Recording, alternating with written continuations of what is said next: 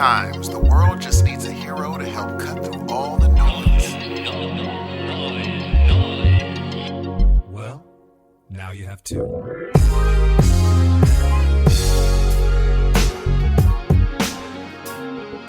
Good morning, good evening, good afternoon, ladies and gentlemen. Welcome to yet another episode of Your Heroes of Noise. I'm one half of this dynamic duo. My name is Esteban. It's Esteban. You like that? I like it very much, senor. Mucho gusto, ladies and gentlemen. Welcome to Heroes of Noise. My name is Dan Ramirez, and it's been about 3 weeks since we've seen you. How you doing today? Episode 203. Gee, I didn't think you were going to pull it off. I didn't think I was going to pull it off either, man. Jeez, dude, your Spanish is kicking. You know, I'm finding that's not the truth, though, Steve. Why? Because I'm realizing now, folks, I've just switched to whole work shift. I'm working with all these different people who I know and know pretty well, but I haven't really worked with them. And you know how it is? Like when you don't work with someone and then you start working with them, you really start to know who they are, right? Yeah. So I'm realizing, Steve, I work with a lot of Hispanic people. And I'm pretty much Rudolph the Red-Nosed Reindeer when it comes to I'm finding this out. Yeah. I'm not allowed to play the reindeer games. They get quiet when I walk in, Steve. Are you serious? Kinda, a little bit, yeah. And it's mostly, you know what, a lot of motherfuckers from your department who really should just be doing their fucking job instead of sitting around running their goddamn yaps. During the days? Yeah, in the old nights, like, you know, between, because now my shift is 12 to 8:30. So about 8 to about 8:30, it turns into East LA. Oh, for sure, dude. Game time. Yeah, there's like taco trucks and shit outside. And crazy. There's just fireworks for some reason. People are selling fireworks outside of it's a hospital. I don't know why this is happening. They don't know you like that. So they're like, when you walk in, they're like, hey. No, but I mean, you know, I hear my delivery. I know how I am. But it's like these motherfuckers act like they went to school to learn to speak Spanish. Do you know what I'm saying? You know what I mean? Like, oh, you don't speak, motherfucker, you didn't speak English. You know, I'm assuming. And if you did, congratulations. Guess what? You had 2 languages that were built in at birth. But you know Spanish. I know enough, but not enough to play the reindeer game, Steve. It's always been this way with me. I've always been too white for my brown friends and too brown for my white friends. Well, I'm the only one Maj and I, because Carter speaks Spanish fluently. Belle speaks decently. Portia, you already know. I need to get on the boat. I really need to start learning Spanish because everyone speaks Spanish. I was working outside. We have an MRI trailer. And I was working outside in this trailer while some of the people that I'm referring to were working on the inside. I was by myself, Steve. Just saying. They weren't. Anyway, I finished up the exam. I bring my patient in and I go and step off to the restroom real quick, right? And the restroom is right across, as you know, Steve, right across from the little MRI area. So this is what I hear behind closed doors, okay?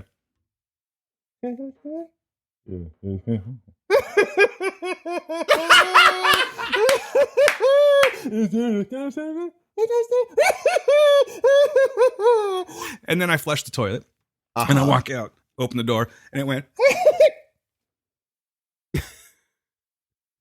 And of course, I'm not going to be like, what are we talking about, guys? So I just walk in.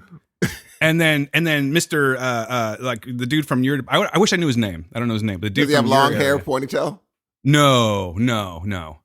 Glasses, short hair. Pretty generic looking, actually. Oh, I probably never remember. I am out of the loop, dude. I don't know any of these new dudes. Yeah. Well, this one guy, though, you know, they were talking the talk.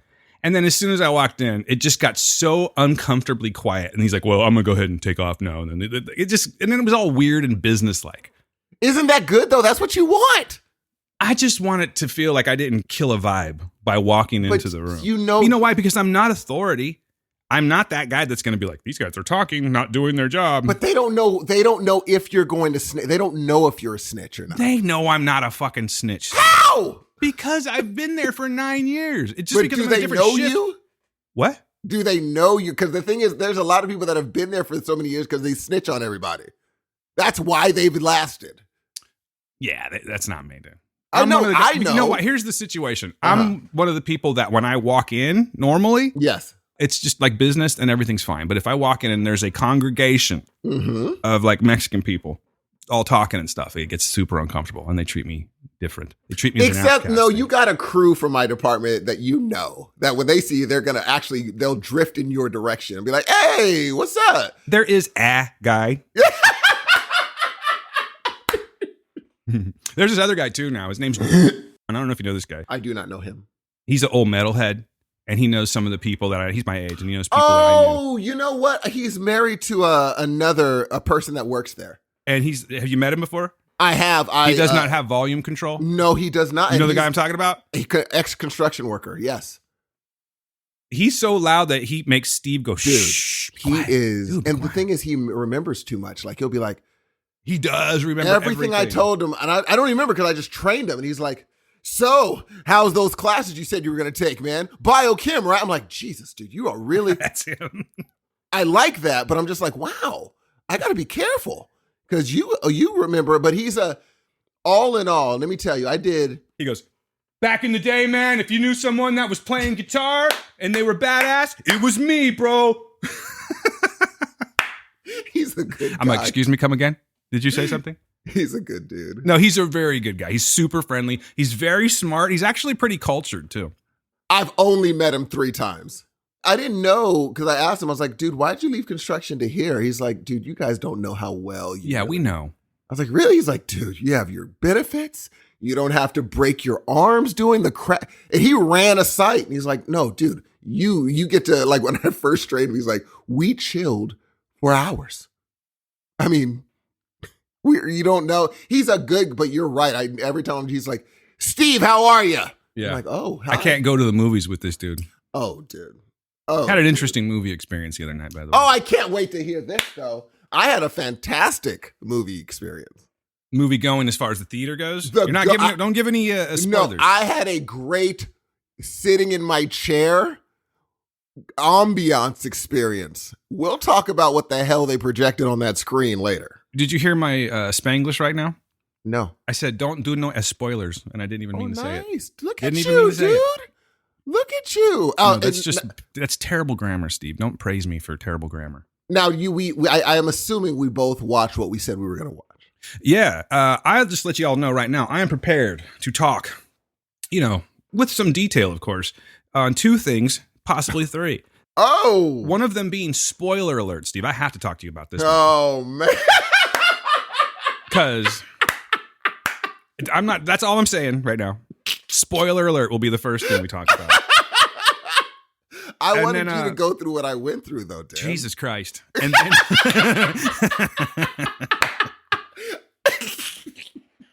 I hope you did at least, I hope you went through a little something. Like, you showed some emotion. Just you wait. And then, as far as like things that aren't huge to talk about, I don't know if you've watched it. I know you have seen it before, and we don't really need to talk about it, but I did watch some Trafficked season 3 with Mariana Van Zelen. Dude, yeah, man. You told me that it was back on. It's back on. This woman is crazy, bro. She's a very brave woman. Very brave woman. I find her quite attractive for that reason. Not because she's hot. I'm just saying she's crazy. Crazy is attractive, bro. I mean, it's appealing for a second and a half. Yeah, but it'll be a fun second and a half, Steve. But anyway, it's not even a sexual thing. There's just something compelling about her. Like, she's so fucking brave that it makes me wonder, is this all real? We'll get maybe we'll get into it, maybe we won't. But basically, the whole premise of the show is she just goes into these regions, like jungle regions, where they're making like I don't know, maybe they're doing like they're harvesting kidneys to sell in the black market. Yes. Or they're making fentanyl or cocaine or heroin, or maybe they're doing ghost guns, or in this particular season they're doing on shrooms and LSD. Hello. Yeah, that's an interesting one. From what I've heard, those are one of those drugs where it could go left, during the experience, but are they dangerous? I don't know. You know chemically better than you and Kevin Shanks would know better than I did. Yeah, don't put me in the league of Kevin Shanks. Is it dangerous is what I'm saying. Everything's dangerous. I to think a Kevin point. Shanks would tell you not to put me in the league of him either, by the way. Oh, you know what? That's true. Yeah, I have no education, no background outside of ingestion. Where he's actually studied on it. I've just eaten it. I've never even partaken. I've never ingested. I've never imbibed. I wouldn't. I don't know if I would recommend that for you. Not that. Not at first. Oh no, it's not going to be the first thing I do. Like, I know what the first hallucinogenic I'll do, if I do one, would be Mushrooms. No. No, dude, come on. Ayahuasca. Baby steps, dude. I think ayahuasca is a baby You are step. jumping into the deep end of the pool. But the thing is, there's people there that know how to do this thing, and I could just go to some Venice Beach one where you don't puke. You okay? Do that and let me know how it goes. I feel like I felt tipsy a little, but I didn't see the gods. They're gonna go, get out of here, sissy. No, but I definitely you've experienced far more than I have. You are very learned. This is not something that I consider to be bragging rights about. This is all about experience. You know what I mean? And this is more of a Patreon type of show anyway. When we start talking about that stuff, Steve. You know what I heard? What's that? That you're about to get hungry like a wolf in a while. Hey. Yes, and I wanted to talk to you about on planet Earth. First of all, keep me there, okay? Just keep me there for a second. Yes. But I just wanted to say one thing while I'm thinking about it. One thing, ladies and gentlemen, hi. Welcome back to Heroes of Noise. I don't know how to tell you this. We're really not trying to take these long breaks when we do these shows. Steve has been a very busy guy. Dude. I have been a very busy person myself. Family honestly. tests, yes. I got a full-time job and I'm trying to figure out my place in the world now because before when I had all this time, I could just do whatever I wanted to. But Steve has been very busy for like about a month and a half, 2 months now since school started, right, Steve? Absolutely. Yeah. So, and I'm just trying to figure this out. So I know we've been about 3 weeks since we've dropped another, main feed episode. Just stick with us. I promise. We're trying to do something here. We just got to find our bearings. And first of all, we're all applauding your new position. I can hear it. Thank you. Everybody's applauding your new position because you've been working hard for it. It's well deserved. I am happy as a lark for you, bro. Listen to them. Thank you. Come on. Thank you very much. I just wanted to throw a little morning zoo in. Okay, go ahead, Steve. You know what's funny? Wait, say something else good about me. Okay. I'm just kidding. What's funny? No, this week, in my brain, you still have your normal shift. Mm-hmm. And so every so often I'm like, I'm going to hit Dan up. I'm like, oh, that's right. You can hit me up. But you're not going to be able to reply until you get off work. It's crazy, man, because, the other thing about the day shift is that when I see people from the night shift, yeah, it's hard to like, what's up? And sit and talk with them because, in the night shift, you have more time because you're waiting for patients to come down. And quite frankly, in the night shift, there's no management. So everyone's just doing their own thing. That's the other thing that's the other thing that I kind of love and hate at the same time, Steve. I love having managers there and like everything that I need. But at the same time, there's always managers there. Do they drift around or are they just in their offices? You can hear them walking in their fancy shoes. You know when they're coming. Click, clock, Just to see how you're doing, or why do they even just to come in and say, "Hey, thanks for showing up." Oh, well, that's kind of them. Yeah, that's a true thing. Are you serious? Yeah, that's awesome, dude. I don't get I'm that. I'm not hating on it. Yeah. I had to save the day on Friday. Oh, okay, that's pushing it. I didn't save the day. No, there's just this one unit out there that everyone won't. They're reluctant to work on, but I don't care. I'll do it. So he was very happy. My manager, that was very happy that I came in to work on this unit. Look at this guy. Picking up the slack a little bit. You're a lifesaver. Hey, I try to be. But what's a lifesaver, Steve? What's that? A really good concert can save a life every now and then. I'm trying to. This is really? a really poor segue. I'm sorry, but let's get back to what we were talking about because that's really more important. All right. And that is, yes, I have purchased some Duran Duran tickets. Oh my gosh. For the Future Past tour. Now I got to say that it's called Future Past, and I'm thinking, hey, because Iron Maiden is on tour right now for a Future Past tour, and usually when you hear Future Past, it's like greatest, like everything. You know what I mean? It's greatest hits. We're gonna do everything, and then we'll give you a few songs from the maybe next one. album. Yes, maybe one song. Not the case with Duran Duran, but still a fantastic set list. Not going to be the 2005 set list I saw. That was like being transported back into the 7th grade. The original lineup. The one. Yeah, it was the original lineup. It's at Staples Center, star-studded. Everything was like lined up perfectly, and they just killed it. This one, it's kind of peppered with some newer songs, but we do have Nile Rodgers that's going to be there. And that's a big deal. Yeah, they're opening up, and then I'm sure Nile Rodgers is going to come up and play some probably Reflex. Oh, for sure, because that's his jam. Yeah, but they're still gonna do a good 20 of their old songs. There's a lot of good songs that I want to hear. There we go. I'm terrible at this, and I'm sure they'll change it up a little bit, but I did check the set list. Why do you do that? Because I kind of want to know what I'm like. I'll forget. I'll look at But it you months in already advance. got the tickets. So I'd say get surprised because you're going anyway. So be surprised. I don't want to go there expecting to hear all the greatest hits, and then I hear like the whole album, their new album in its entirety in like one song, like "Hungry Like the Wolf" for the encore. I would be a little upset about that. Okay, that's fair. You know what I That's mean? fair. So I just want to know, are they going? And then when you say future past, you're thinking, yeah, like I said, it's going to be like greatest hits. So I'm thinking that. Pardon me 1 second here, sir. I'm going to put you on mute for just a quick moment. Okay. Folks, this is just simply a selfish reason. Give me 1 second here.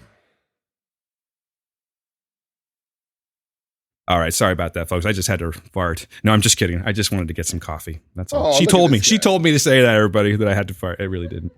See, she's laughing. I hear her giggling. She's entertained with herself on the Hey, flatulence joke. she's clever. Yeah, but anyway, Steve, I wanted to talk to you about Duran Duran, particularly because I love this band so much, as you know. Of course. And to this day, like 2 of our highest rated episodes or listened episodes were actually the Duran Duran episodes that we did. So I'm thinking about putting those out again just to kind of, just cause, you know what I'm saying? Just so people can like enjoy and maybe you hear didn't me listen- hearing something for the first time. Yeah, exactly. Yeah. So anyway, during the episodes where, you know, I basically introduced you to Duran Duran and then you did some studying and you came back with your opinion on them, right? Yes. Sounds to me like you liked them. Sounds like I did, Sounds to a me lot, like you yes. appreciated a lot of what they had to offer. Absolutely. So here it is. Nosebleed, Steve. $45. I think you should go. Where is this? San Jose. It's on a Sunday. This Sunday? No, like in Oh, May. I was like, It's- Jesus I'm Christ. sorry. It's on a Sunday. The A didn't come Oh, out. It's on okay. a Sunday night. All right. I'm thinking about coming back the same night, but then again, I may just get a Why would vacation you day. do that? Yeah, don't do that to yourself. Yeah. We're not young like that anymore. No, I really can't hang like I used to. But No, dude. But we're going. And you don't even need to go with us, Steve. You don't even need to see us. But I really love- think you should come go to on. this, dude. And this is it, huh? I got a feeling. I don't think I'll be going to boy. see them anymore. How many And times not have you seen because them? because I've made this decision to not see them anymore. I just got a feeling. They've been around. What is this? Their 40th? I see. It's saying 40th anniversary. I don't think it's 40th, man. Metallica's 40 years old. They've got to be like 40. Jesus, almost 50 years old.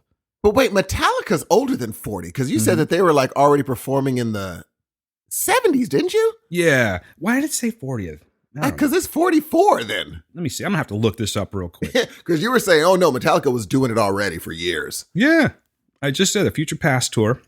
Let's see. I don't know. Maybe I'm making some shit up. This wouldn't be the first time. I was like, that math is not math. No, I'm telling you. Here it is. Oh, here we go. Here we go. Look back at Rio. I see 40. What does this say?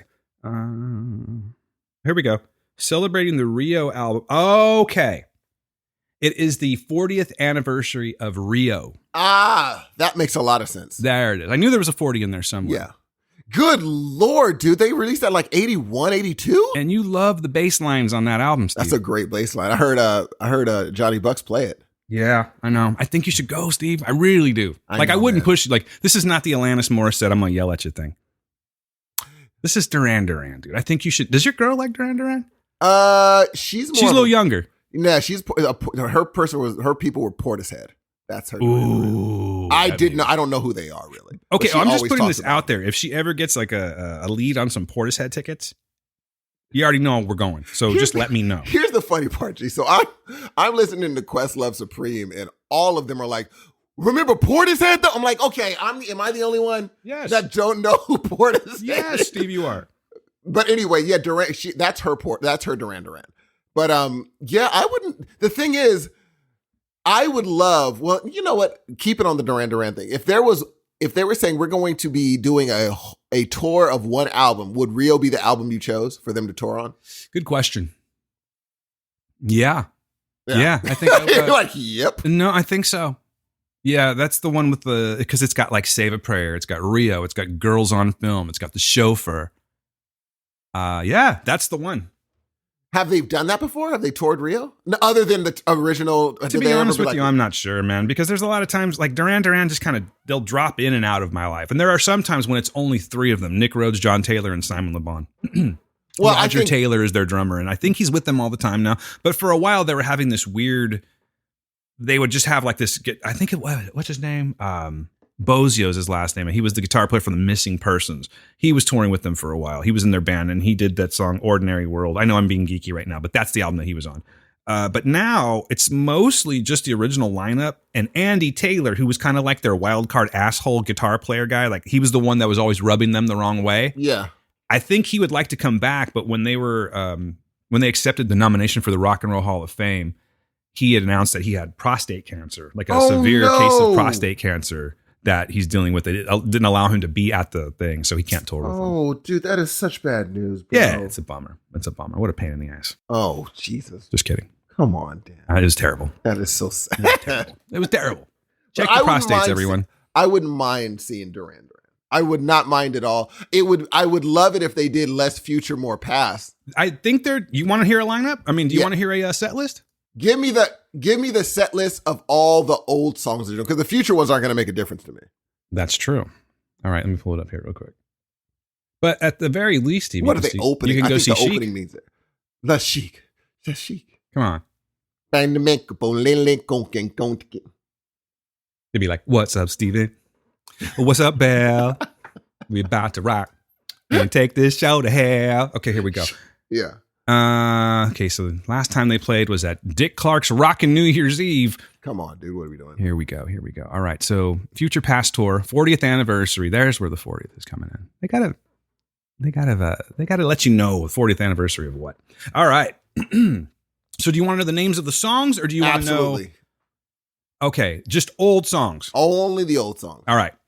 The Wild Boys, Hungry Like the Wolf, nice. A View to a Kill. Nice. Come Undone. That's a newer but still older song. I did not like that song. No, Notorious. They're playing that one. Hey! Now that's the one I'll be like, all right, let's dip. We're ready. They're playing The Reflex. Of course. They're playing Ordinary World, nice. Planet Earth, which is of fucking course. fantastic. Girls on Film, Save a Prayer, and Rio. Come on. Oh, well, dude, they're doing the whole album Come almost. on, man. They're not doing the chauffeur. They should have done the chauffeur. I'm a little upset about that. You don't know. Don't stop it. Just don't embarrass yourself. But you know where I stand on that song. But I would say that's enough. Like if they're like, ladies and gentlemen, here's the second half, I would leave. I would be fine with that section and be like, we're good, but I know they're going to intersperse like, of course, and they have because to, most otherwise people would leave. Like, I'm not trying to hear that new shit. Ain't nobody got time for that. If I was drinking, that's when I go get the beer, dude. I may have to. I'm just saying, like, I don't mean to make it sound bad, but this is Duran Duran. I may have to have one libation just to feel a little good. Well, I had some at Quantumania. You had some drink at Quantumania? Yeah, like I had a margarita in my seat. Did you go by yourself? No. Okay, we'll talk about this, but I really screwed the pooch, dude. Okay. Well, maybe we should get there. Let's see. Where are we at here, Steve? How much time do you have today, sir? I mean, we got time. Dude. We got time. Okay, cool. All right. Yeah, we should, because I definitely want to hear what people want to hear is your movie review, because y'all, I have a feeling, spoiler alert, is going to be fun. Lord have mercy.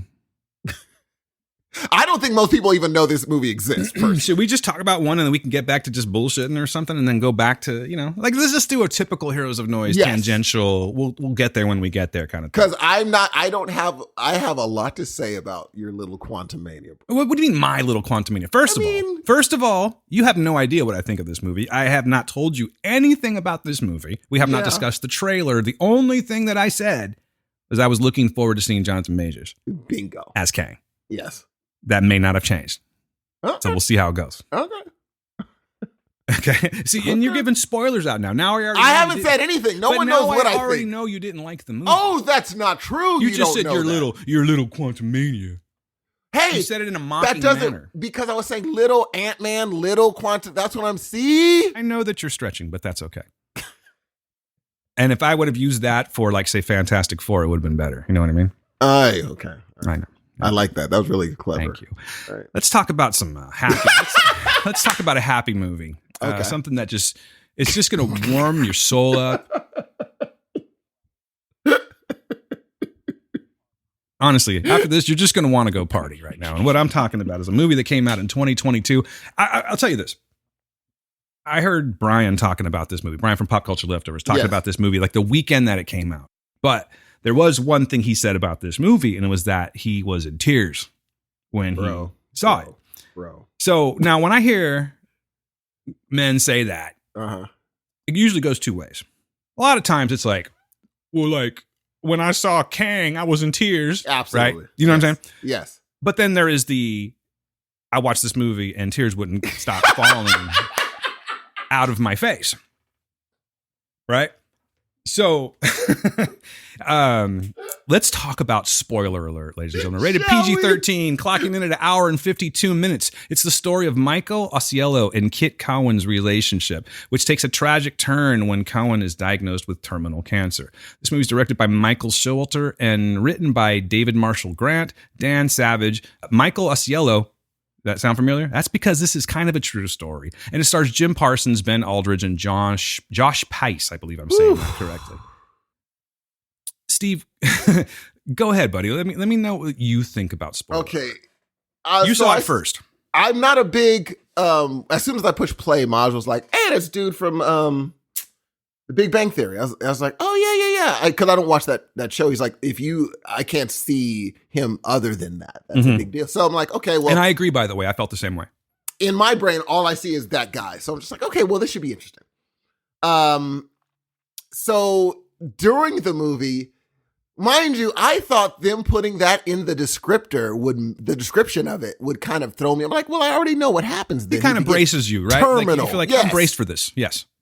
Wrong again, bro. Yes, so wrong. Even though you know that he is going to have bad news, when he gets the bad news, your heart drops. When he keeps getting the bad news, your heart, you'd be like, why am I shocked? I'm still rooting for him. The whole movie, I'm rooting for him and I'm rooting for them. And I think it's also beautiful because they didn't show them as the happy-go-lucky couple the whole time. Mm-hmm. They showed them as, hey, they're having ups and downs. But when it came down to it, when the rubber met the road, he's like, no, I got you. And that was when when he's taking care of him through the chemo, my throat is starting to choke up. When I saw Sally Field, bro, oh my, I didn't even know I had feelings like this about Sally Field as a mom. I said, oh no. As soon as I saw Sally Field on screen, I looked at her, I go, we're fucked. You know that. I literally said that. I go, oh, we're fucked. This is going to end badly. I will say this to the crowd. I have not cried harder on a death scene in my life. Yeah. Than this one when Sally says goodbye to him. I was done.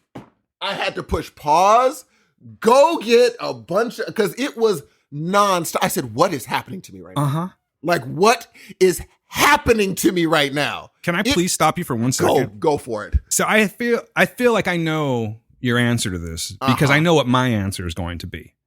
But I need to know, is there any hyperbole on what you're saying about as far as tears coming out? None, bro. Like I was a waterfall. I don't, because I'm trying to think back, like, have I in recent same memory thing, cried dude. like this? Ever for that matter. Yeah. I said, what is it about this one? I don't know, but I'm telling you, dude. if I would have seen this in the movie theater, like I got to give mad props to Brian because now that I know, now that I get the magnitude of like what this movie can produce as far as emotion goes, dude, I totally get that, and I'm wondering how he like did. Because honestly, if it had been me in that movie theater, oh, dude, I would have had to take. I'll come out in a few minutes, dude, because. I'm sorry. You know what? I apologize. I just have strong feelings about this and I'm cutting off your words and I apologize. No, I'm not saying anything. I just, yeah, I mean, I'm watching this movie and don't get me wrong. Gail's in it too. Like she's really, really into this movie. Right. But you know, I think she had this, you know, like sometimes when a movie's getting a little too like, woo, you want to throw a little humor in just to kind of lighten up the mood a little bit. Dude, it's the natural. Yeah. It's a natural thing. You know, you're a little uncomfortable. I just couldn't. Yeah. So she tries to say so. I don't even remember what she said. She tries to say something to me and I hear her go, oh, never mind. And that, Steve, is because I had uncontrollable, Dude, I'm not kidding. People, listen to me.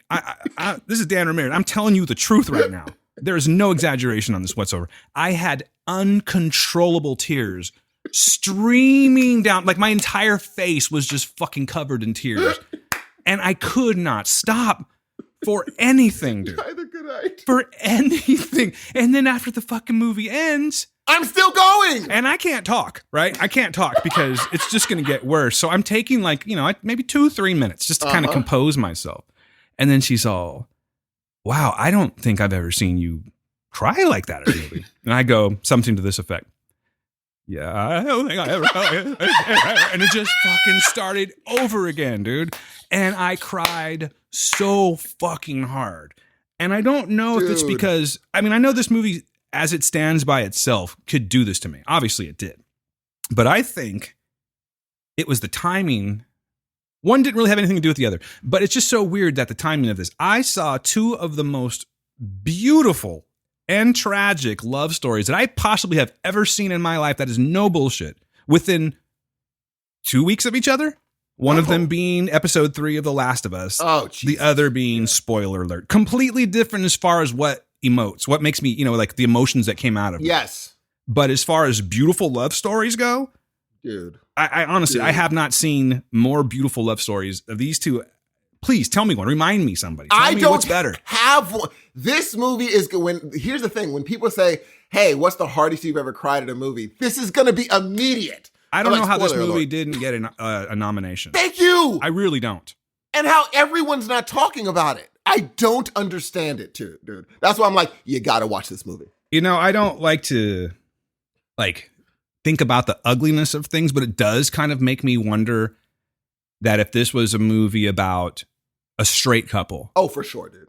If it would be getting more. For sure. More attention. And unfortunately, I think that's where we are right now. And it's a shame. It's sad because even in the movie, he's sitting different because of the pain he's in. Yeah. And that was getting me. Yeah. I'm like, dude, this is getting so. And then, bro. Well, because it's like during that scene, without giving too much away, because honestly, it's kind of better if you go in not knowing. You already know. You already know. You already know. Yes, you know. And because it's right at the first scene. They're like, okay, well, here we are. And this is how we got this way. Yes. So right away. But I can't figure it out. Okay, let's take something like, say, I don't know, Philadelphia, for instance. Yes. Super tragic, super sad. Yes. This didn't even dent that, bro. Mm-mm. And I'm not saying one's better than the other. Emotional, there's something this movie does that I can't put my finger on. Well, I think I kind of know in a weird way. Please tell me. At least for me. Well, we're kind of the same age. And again, I got a few years on you, but we're still in that phase of our life where we're the same. We're middle-aged men with significant others. Yes. We didn't have that before. Oh. Not during Philadelphia. Personally, I didn't. Maybe we were together, but there definitely wasn't that. I can't remember when Philadelphia came out. I've been together with Gail for so long now. Like we celebrate our 26th anniversary this year, and then we've been together for 30 plus. So I'm sure Philadelphia was around at that time, but I wasn't invested in my life. That's true. Do you know what I'm saying? That's when true. I saw that one. This one, I'm a grown man. I've children and family, and I've seen people die and all that kind of stuff, and I have a lot to lose now. And I'm thinking that's why this movie made so much more sense to me, because this is a span of roughly 14 years, I believe. Yeah. This movie, so and you it see felt them. like it. If the way they acted toward each other, Yeah. it felt like it was like they're the couple that were supposed to make it. Everyone was like, they're gonna make it. If they don't, who does? And so the shock of them not quite being on the same page, you could see their friends like, wait, what? Yeah, there's this dinner scene. Yeah. They're having this dinner scene, and everyone's, I think it was a Christmas or Thanksgiving. I think it was Thanksgiving. Yeah, okay. And, everyone's just around having drinks and being festive and stuff. And they're just talking about how they're such a great couple. And they're like, oh, no, we haven't really been together for a while. And the whole table just sort of like, stop. Like there's that obvious pause for a second like, before everyone has to force themselves to, okay. And then to continue on. Yes. Because you're hit with that. Every once in a while, you see those people that you think, how can these two people even have trouble? But exactly. And that's kind of what it is. They're like this perfect couple from the outside. And I loved, what I think also it hits us is seeing someone say goodbye to their child. Oh, man. Oh, jeez. Having children, you do that and you're just like, oh, I couldn't even. Yeah. I couldn't even. That really got me. And I know I've talked about it enough, but I have been in that position before where, yeah, I don't have the ultimate control. And I think you know what I'm going to say when I say this, or what I mean when I say this, rather. But it's like I have been in that position where I've told my father, it's okay. Yeah. You can go. I'm going to take care of everybody. We're going to be okay. But that's different saying that to your father. But I put myself in the position of Sally Fields in that, where it's like, I'm saying this to my son, my kid. And it's just like, fuck, man. Dude. And she deserves an Oscar. Oh, yeah. For what she did, because she didn't overact it. She didn't go crazy. She just like, I know what he needs right now. And you know what? Props to Bill Irwin, who played Bob, his father. He was so good, dude. Because I loved how he could have been that like over emotional person too. Yep. But they played him perfectly because you could see it on the inside. Dude. And he's just trying to keep his composure. It was so realistic, man. It was so fucking realistic. Someone had to be the Rock for Sally. Yes, that's exactly it. Someone has to be. And he unfortunately had that position. Oh, dude. I was a mess all through the credits. I am so glad Maj didn't walk in. He would have been like, who died? Yeah. Like, what happened? Yeah. I was a weeping mess. And the thing is, here's the like we said, the magic trick is they said, I'm going to make this ball disappear. And then they made the ball disappear and you're still like, oh my God, I didn't know you were going to make a ball. They told you this is what happened at the end. And you still, when it happens. And this is the one thing I won't spoil. It's how he gets his last conversation with him. Oof. Ay, bro. This movie transpires over the course of, what did I say? Like an hour and 52 minutes, right? And at an hour and like 51 minutes and like 30 seconds, you're like, holy shit, okay. Dude. I'm gonna get my breath. Dude. I'm gonna get my breath. And then they show the real person. And just so happens that the person that they're showing, the scene that they're showing is a scene in the movie. And then it just takes you all over again. That's what Gail said. She's like, it was real. And then she just started crying. And yeah, man. So, I don't know. Maybe like us talking to you about this, saying you're just going to bawl your head off, sounds like a negative thing. And maybe it is, especially if you have some kind of issue with like, I don't know, being tough. You know what I mean? You're too tough to cry. Those days are over for me, man. You're too fucking tough to cry. Yeah. I don't know what to tell you folks, because this is not the show to listen to if you're too fucking tough to cry. I loved this. I loved this movie. I will have to say, so far, it is my favorite movie that I've seen this year. Oh, that's beautiful, dude. It's only February. You know what? I didn't even think about that. I think I might have to agree with you, dude. I didn't even think about that. It's just, I don't know. And maybe it has to do with like, I mean, I know we're not old, Steve, but maybe it has to do with where we are in life. It's no question. Like, would we have felt this way if we watched this movie at like 28? Nope. Yeah, I don't think so. Nope. So, I know we have some younger listeners out there, but then again, the younger listeners that we have are also, some of them anyway, are friends of ours. And I know personally that they can see past all of that, because they do. A lot of these people talk about movies, you know what I mean? And, yes. they're into that. So I'm talking to you guys. You know who you are. If you have not seen this movie, check it out, man. I cannot recommend this movie enough. I would say like it really taught me a lot about what does love mean? Like, does it mean like, well, since you're not in, like, say you're not together anymore, and then they go through this thing. If you love somebody, that still is just like, oh, it doesn't matter that we don't have this label on it. You're going through this thing. I'm your person. Yeah. Dude, that love is different, dude. Like, I can honestly say, I don't, like, there's a lot of, I know friends that are, with someone for years. I don't know if they'd come to the rescue like this. This guy came to he's like, I'm not rescuing you. You have no choice in the matter. Yeah. I'm here. Mm-hmm. I'm like, golly, dude, and it didn't seem so far-fetched. No. He's just like, no. And I think the most heartbreaking part, and you guys are going to see it. One of the most heartbreaking, since you know the story, is when he says, hey, what's going on with you? I'm like, oh, here it comes. Mm-hmm. Because something was off, and him just saying, hey, I know you well enough to know what's up. What's going on with your body? We need to get this. And it's just like, dude, this is so beautiful. Little things where you're like, you know Gail so much that you know if she was walking different. Yeah. And hey, you're walking different. What's going on with you? And this is something I'm glad you brought this up. You didn't necessarily bring it up, but yeah. It's something I wanted to talk about without really giving away any spoilers to this, is that I put myself in that situation. And there's a scene, which I really won't get into too much. This movie is pretty much straightforward. It's a couple, and one of them is dying. They tell you everything. Yeah. Yes. So I don't feel like There is no spoiler. That's why I said spoiler I don't feel alert. this is a spoiler. It's just a procedural thing that happens with it when you have this course of life. Absolutely. So Jim Parsons' character Michael wants to help Kit. You know what I mean? Obviously, he loves him. It's his life partner, and they go through periods where they're not even together anymore, but they're still in each other's lives, and so he, like anyone would do, you want to do the best you can, so you try and find the quote unquote best of the best to help this person, the best of the best doctor, the best treatment you can, and he does this. He puts a lot of effort in, and he takes them to all these different people, and all these different people who are supposed to be the quote unquote best of the best are like, you're fine. It's just, it'll pass. It's, it's nothing to worry about. Let's just say that. And of course, that's not the case. Not at all. And I put myself in that situation. I'm so weird. I don't even like manifesting shit. I know. You know what I'm saying? But yeah, if I had to, you. I'll just say, if I had to be in his position, sure, I would try to do the best of the best situation. I would try to do everything I could, just like he did. But then, oh my God, like to find out that it was doing nothing.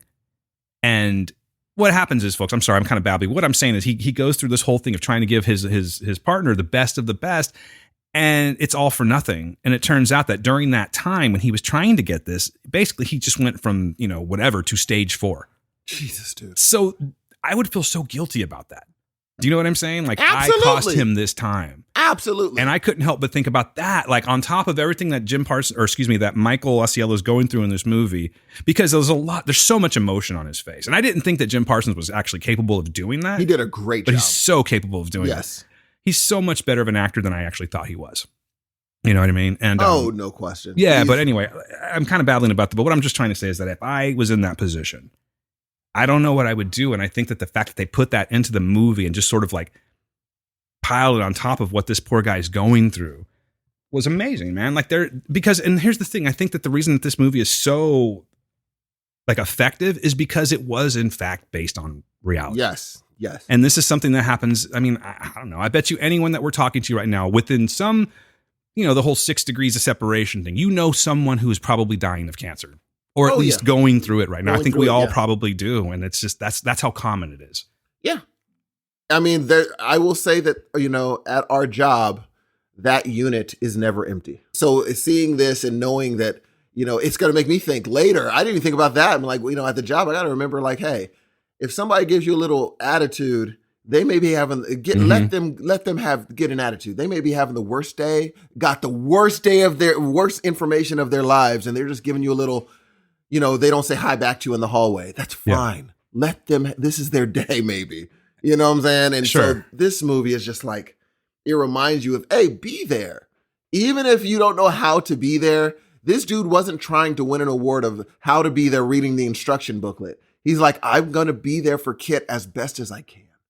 The only way I know how, and the only way I know how is to dissect every possible option to fix this thing. That's all he knew how to do. And I think the guy, he knew that the person loved him for how much he was trying. All he could do is try. Dude, this was a heartbreaker, man. I'm not gonna lie, man. This is I said I'm not gonna read that book. That's one thing I'm not gonna do. I'm not gonna read it, dude. Especially if it's when the audio and he's narrating it. Oh, forget it, dude. Forget it, dude. I don't need to hear that. Because if he starts breaking, they're going to be like, Steve, are you okay? What's going on with you? All right? I'll be like, no, I'm listening to something. Yeah. I can't do this. But I would what are you going to rate it?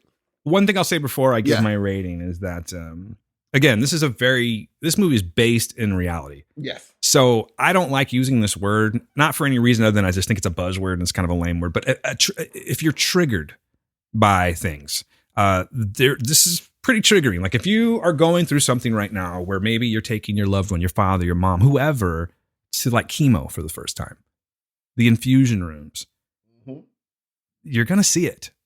hopefully it won't happen to you one day where you have to either A, be in that situation, be the patient, or be someone who's taking the patient to this. But it's all there, and it's all so well done that this movie is going to produce tears. I'm telling you right now, you've been warned. So that said, Steve, honestly, I can't go. I don't even want to give it a silly. I'll give it a silly, you know what I mean? A little silly thing, but I don't think this movie truly deserves that. I'm going to go ahead and give this movie an absolute, without a doubt, 5 out of 5 Smurf collections.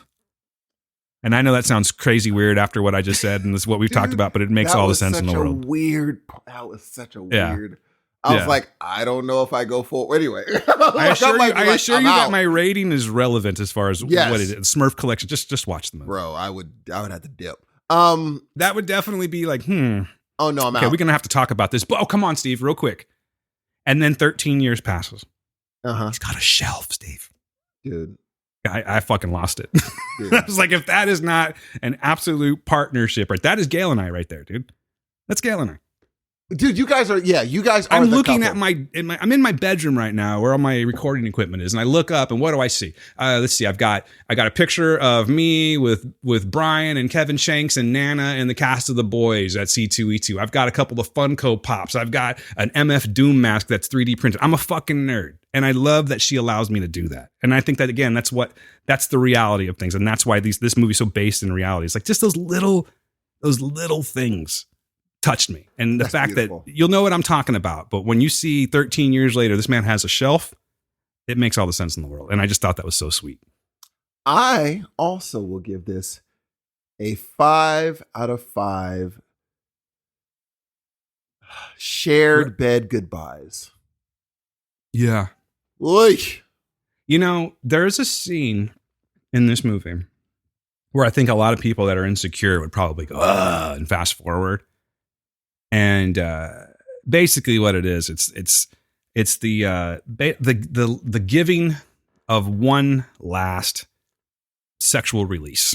Yeah, and the way that that's done, was fucking beautiful, dude. Beautiful, I'm sorry, it was beautiful, and maybe it's going to make some people uncomfortable, particularly if you're a little on the I don't get that way side. Which you know what? Honestly, I have a feeling if that's your deal, you won't be watching this movie anyway, and you're probably not listening. Exactly. You've probably already fast forwarded us and you're listening to us talk about Ant-Man right now. But if you can deal with that, it's fucking beautiful how it's done. And you know, the one thing I did take away from them was like, man, I wish I liked weed as much as people do, because it looks awesome. I don't know what you're talking about, Steve.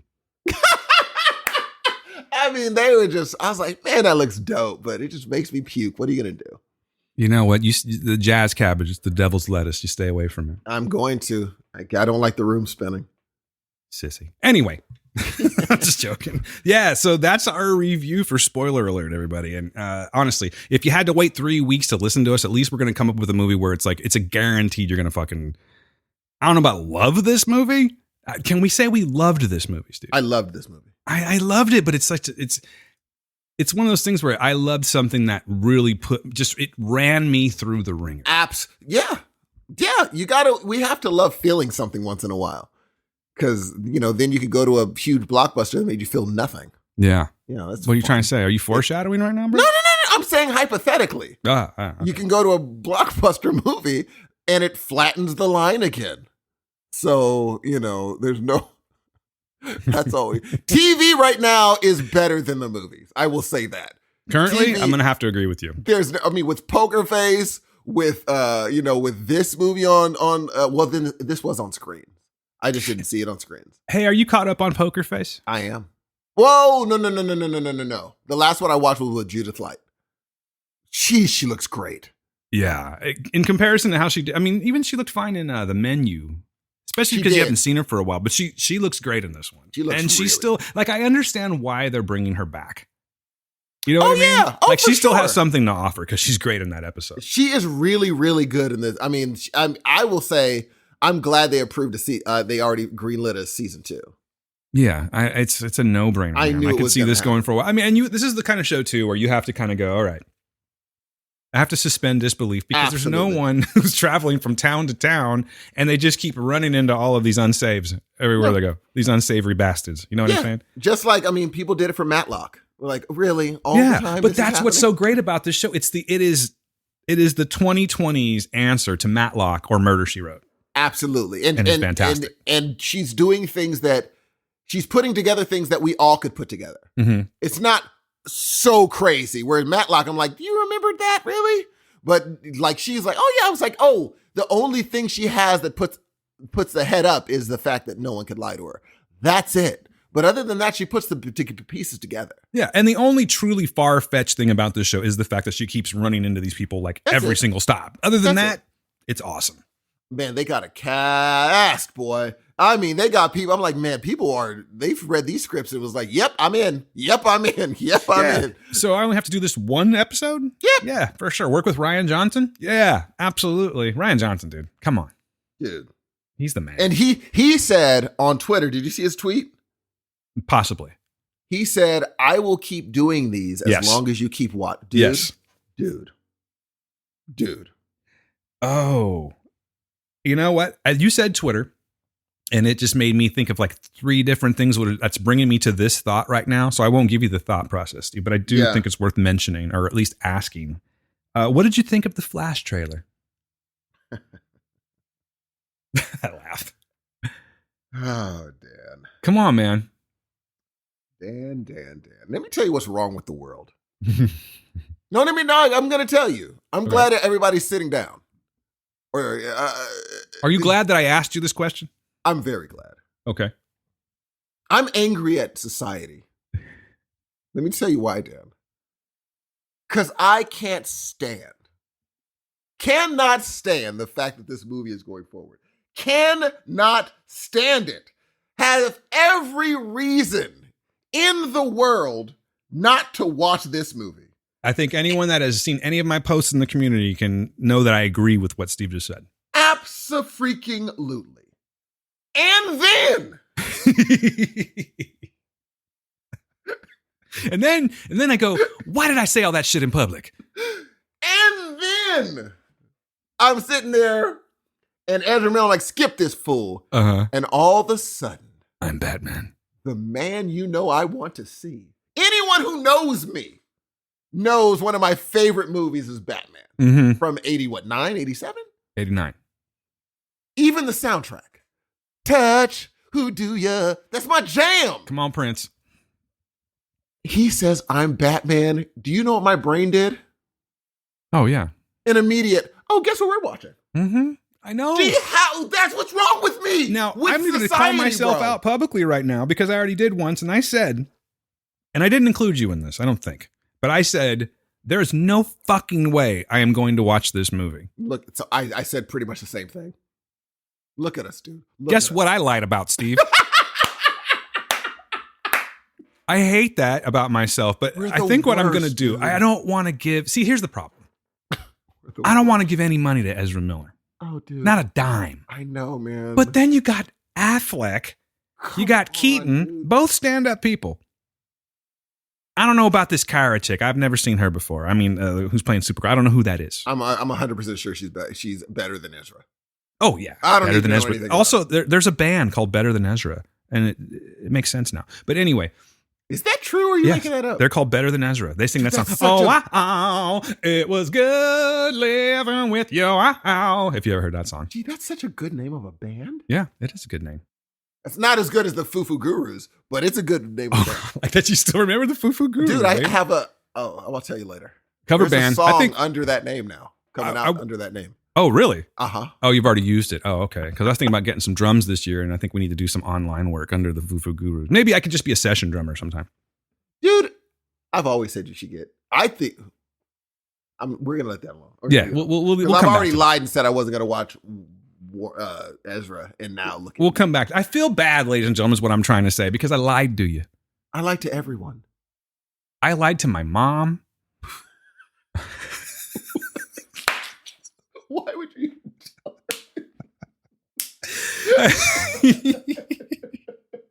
I lied to my kids and my wife.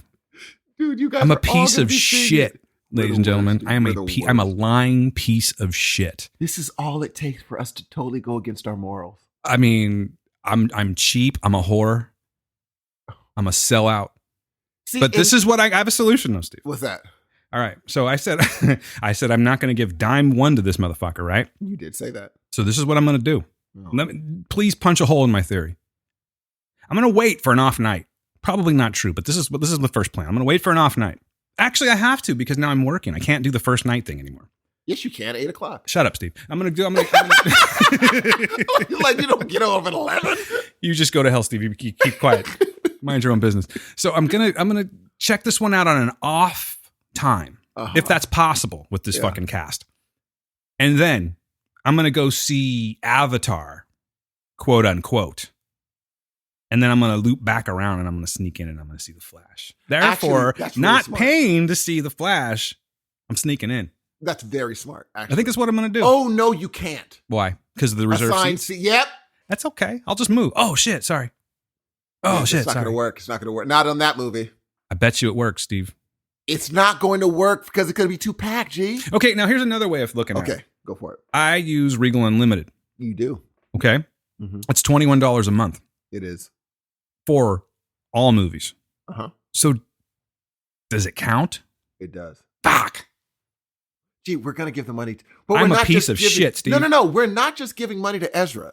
We're giving money to the gaffers, the sound people. Yeah. There was a lot more that did this movie than Ezra Miller. And you know what? They were probably very discouraged Absolutely. for a certain amount of time when the crazy Ezra was running around kidnapping people and beating people up in bars and such. You know James Gunn would have no problem scrapping a bullcrap. He saw what this cast was and was like, what do we do? I can't even do it. He said, Like, I can't what even do do we it. do? I bet you the first trailers didn't even have Affleck in. That was supposed to be a surprise, but they're like, we have to justify why we're putting this out now.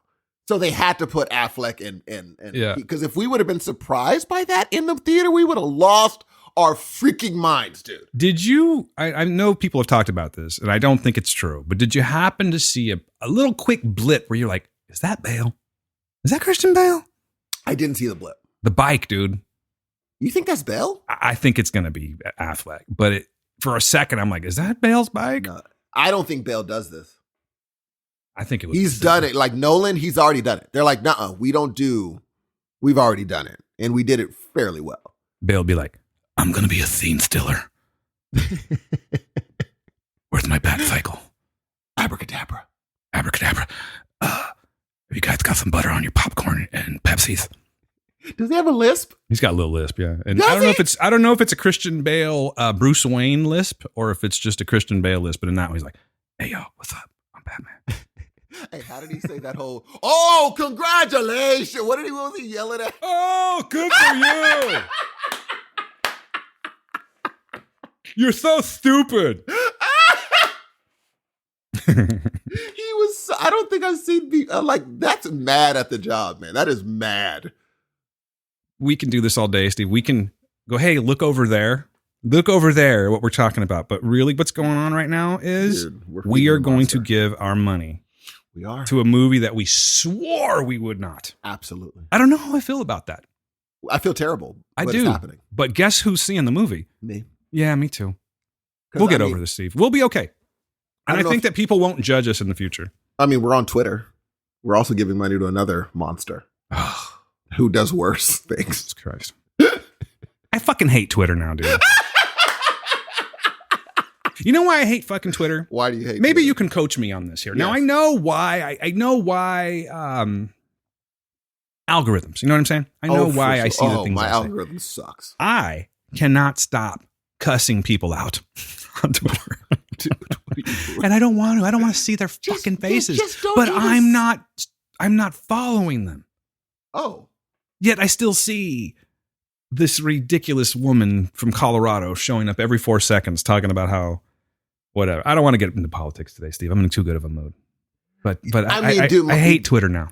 because he's creating a brand, a world of just crap. Like a lot of people use third app or what do they call it? Third party Yeah. apps for it. Mhm. But they're like, now those are stopping. He's closing off that option. So now it's going to be like, you have to use this garbage hellfire that we have. How the fuck am I blocking Elon Musk and still seeing Elon Musk? Dude, you can't block him. He doesn't allow that. I literally blocked him and I still see him. Uh-huh. He's That's what I'm saying. So if we're on Twitter, what are we going to do? Are we on the verge of a new social media? Like right now, there's a lot. We tried already with, what were the ones? We did Mastodon. Who knows what else? I don't think we're going to get we're not going to get, which is good. We're not going to get one unified one. We're just going to get a bunch of random ones. Mm-hmm. And that's good. We You know don't what it is? need everybody. We just got to find one with a good catch, like a good catchy name. That's going to be true. the one. That's true. You got anything? Any names that'll come out right now? Like I'm thinking maybe like 23 Skidoo. You know what I'm saying? I do. And then like the commercial would be like a bunch of people doing stuff, you know, and the problems are all solved because of this new social media app. And then you got to throw something catchy in to make people think about it, right? So then the guy's going to be like, "What's your 23 Skidoo?" or some shit like that. That actually is catchy. Yeah, 23 Skidoo. That's actually really catchy. That's what I'm going to go with, yeah. I mean, I would settle for Ramirez Social. No, that sounds very cheap. Hey, it does. It sounds cheap. It calm sounds like down. what were some of those what were some of those like you know, oh god, I can't even think of any of them anymore. Like AOL, but they had the other ones that just didn't make it. That's what it is. I can't think of any of those right now. No, you're right. I You know don't think why? it sounds Because cheap. they all sucked. I like Ramirez Social. Ramirez Social won't work. It's gonna bring all the wrong people. What does that mean, Dan? I'm just saying it is. What does that mean? I don't know. I just don't think that people would gravitate towards that unless they had poor taste. Here's the thing. I would recommend if a person has a wide group of people, make your own platform and just have the people you like in it. Done. And if you use 23 Skidoo, just kick your buddy some Skrilla for giving you the name. Bruh, you're full time. You don't need it. This is true. But still, I would like a little. I'm trying to get a resin printer, Steve. So you wouldn't mind like 100 racks and that's it? I'll take 100 racks. That's not bad. 100,000, that'll do it. That's all I need. And that's all. And that's it. That's all I need. Hey, I got a new shirt, bro. What No you one get? knows the reference, though. It's kind of pissing me off. I keep waiting can't for wait. someone. I don't know if you'd get it. Let's see. Well, can't show it to you. I know, but say what it is. It's a cup of pizza. It's one of those little ironic T-Public shirts, but it's advertising cup of pizza. The I best do pizza know in a that. cup. I do know that. What's it from? Isn't it from the Jerk? That's right. Like, I was like, that's not a hidden. Yeah, it's like, but no one knows that. You know what Yeah, I'm they saying? do. No Stop one knows. it. No one has walked up and said, "Hey, cup of pizza yet?" Even people that like Ben knows the Jerk by heart. He didn't get it. I'm like, you know what? So he would quite literally not know the Jerk by I heart. said, you came out of my balls. I am really not happy about this right now. I think the most I get, everyone stops me from, to the point I stopped wearing it is for the Rosa Parks Nas shirt. That's the best shirt ever. I stopped wearing it. I'm like, you know what? It's so good, dude. It is, but after a while, you're like, all right. Because if everyone sees you wearing it, now if you wear it again, they're like, didn't you just wear that? But like, no, you just said something. When a shirt is that good. Exactly. And I'll be honest with you. I saw you wear that shirt twice. I was like, oh, that's that shirt again. That's a dope shirt. Exactly. Yeah. And so I'm like, I can't wear it anymore because people are like, I feel you. hey, you wore that shirt. So I got, Well, no, you just break it out on special occasions. It has Like, to be like, you know, very, sometime in February. our shortest month. Yeah, you know. No big deal. Hey, when do they have a We're giving you 28 days, all right? Dude, is there a Hispanic History Month? Latin History Month? I don't think so. Why don't you start a thing on Ramirez Social? 23 Skidoo. That could be the only point of it. Now, I think 23 Skidoo might be more of a search engine. What do you think? Oh, that's smart. Sounds like a search So engine. they'd be like, did you How do you? Oh, and then it would be like, how do you 23 Skidoo? Dude, Huh? instead of Google Skidoo it, that actually really does roll off the tongue. Right? Hey, Skidoo that for me. Hey, do me a favor, man. Can you please Skidoo and see how long it takes? Gee, what are you doing with your life? 23 Skidoo. Oh, you do know someone's going to do something with that. I know someone's taking. I'm glad no one listens to us because I have time. I could actually probably, you know what? Really, honestly, I can just stop this recording before I even put it out, and then Put up a random page. go on to like I don't know. I got to get a website, I guess. 23skidoo.com. Which is like $10 now. Yeah. You're not going to do that though, and someone's going to steal it from you. Which is life. Life is That's funny true. that way. You know, let me see something real quick. How would you spell 23 Skidoo? I bet you It would have to be look it up, 23. Steve. I got a bunch of stuff up right now. 23 SKA. Oh, it's Skidoo, not Skidoo. I think it's So not Skidoo. Skidoo. I don't know how you say 23 Skidoo. 23. 23 Skidoo. Wasn't that like back in the days when you were going to lay an ass whipping on someone in the 20s? You better watch out there, buddy. I'm going to give you a 23 Skidoo. Oh my God. Shut up. Really? Oh my God. Who was it? Who did it? Was this you, 23 Kevin Shanks? skidoo. Sometimes 23 skidoo is an American slang phrase generally referring to leaving quickly, being forced to leave quickly by someone else, or taking advantage of a propitious opportunity to leave. Popularized during the 20th century, the exact origin of the phrase is uncertain. 23 So 23 Skidoo is making your exit? Yes. I like it. Dude, how would you know that? How would you know that in your brain somewhere? I think it comes from Popeye, if I'm not mistaken. Oh. I know that sounds weird, but I feel like because Olive Oyl was the worst human being. Did you ever watch Popeye? I did. Ever? Olive Oyl was the worst human being on the face of the earth. She was always flirting with Bluto, right? But then here's the thing. Bluto would get all charged up, right? He would. And then he would this is the craziest show ever, because then he would manhandle her. Sometimes he would abduct her, Steve. He would. Yet Popeye would always come back for more. He would, very much so. So I'm still there. I'm not on a tangent. So once the spinach was taken, she would say shit like, "Get him, Popeye. Give him the old 23 Skidoo." I'm not finding that here. No, she did. I'm certain of it. She said, "Give him the old 23 Skidoo." And I'm not. That's all I'm saying is this is where it all comes from. But still, Popeye, what the fuck, dude? Olive Oyl was the worst. I'm looking for Popeye. She's always handing out that vajayjay to Blutus. Bluto. Brutus. Well, I say Blutus because it was Brutus at one point and then it became Bluto. Oh, I thought it was always Bluto.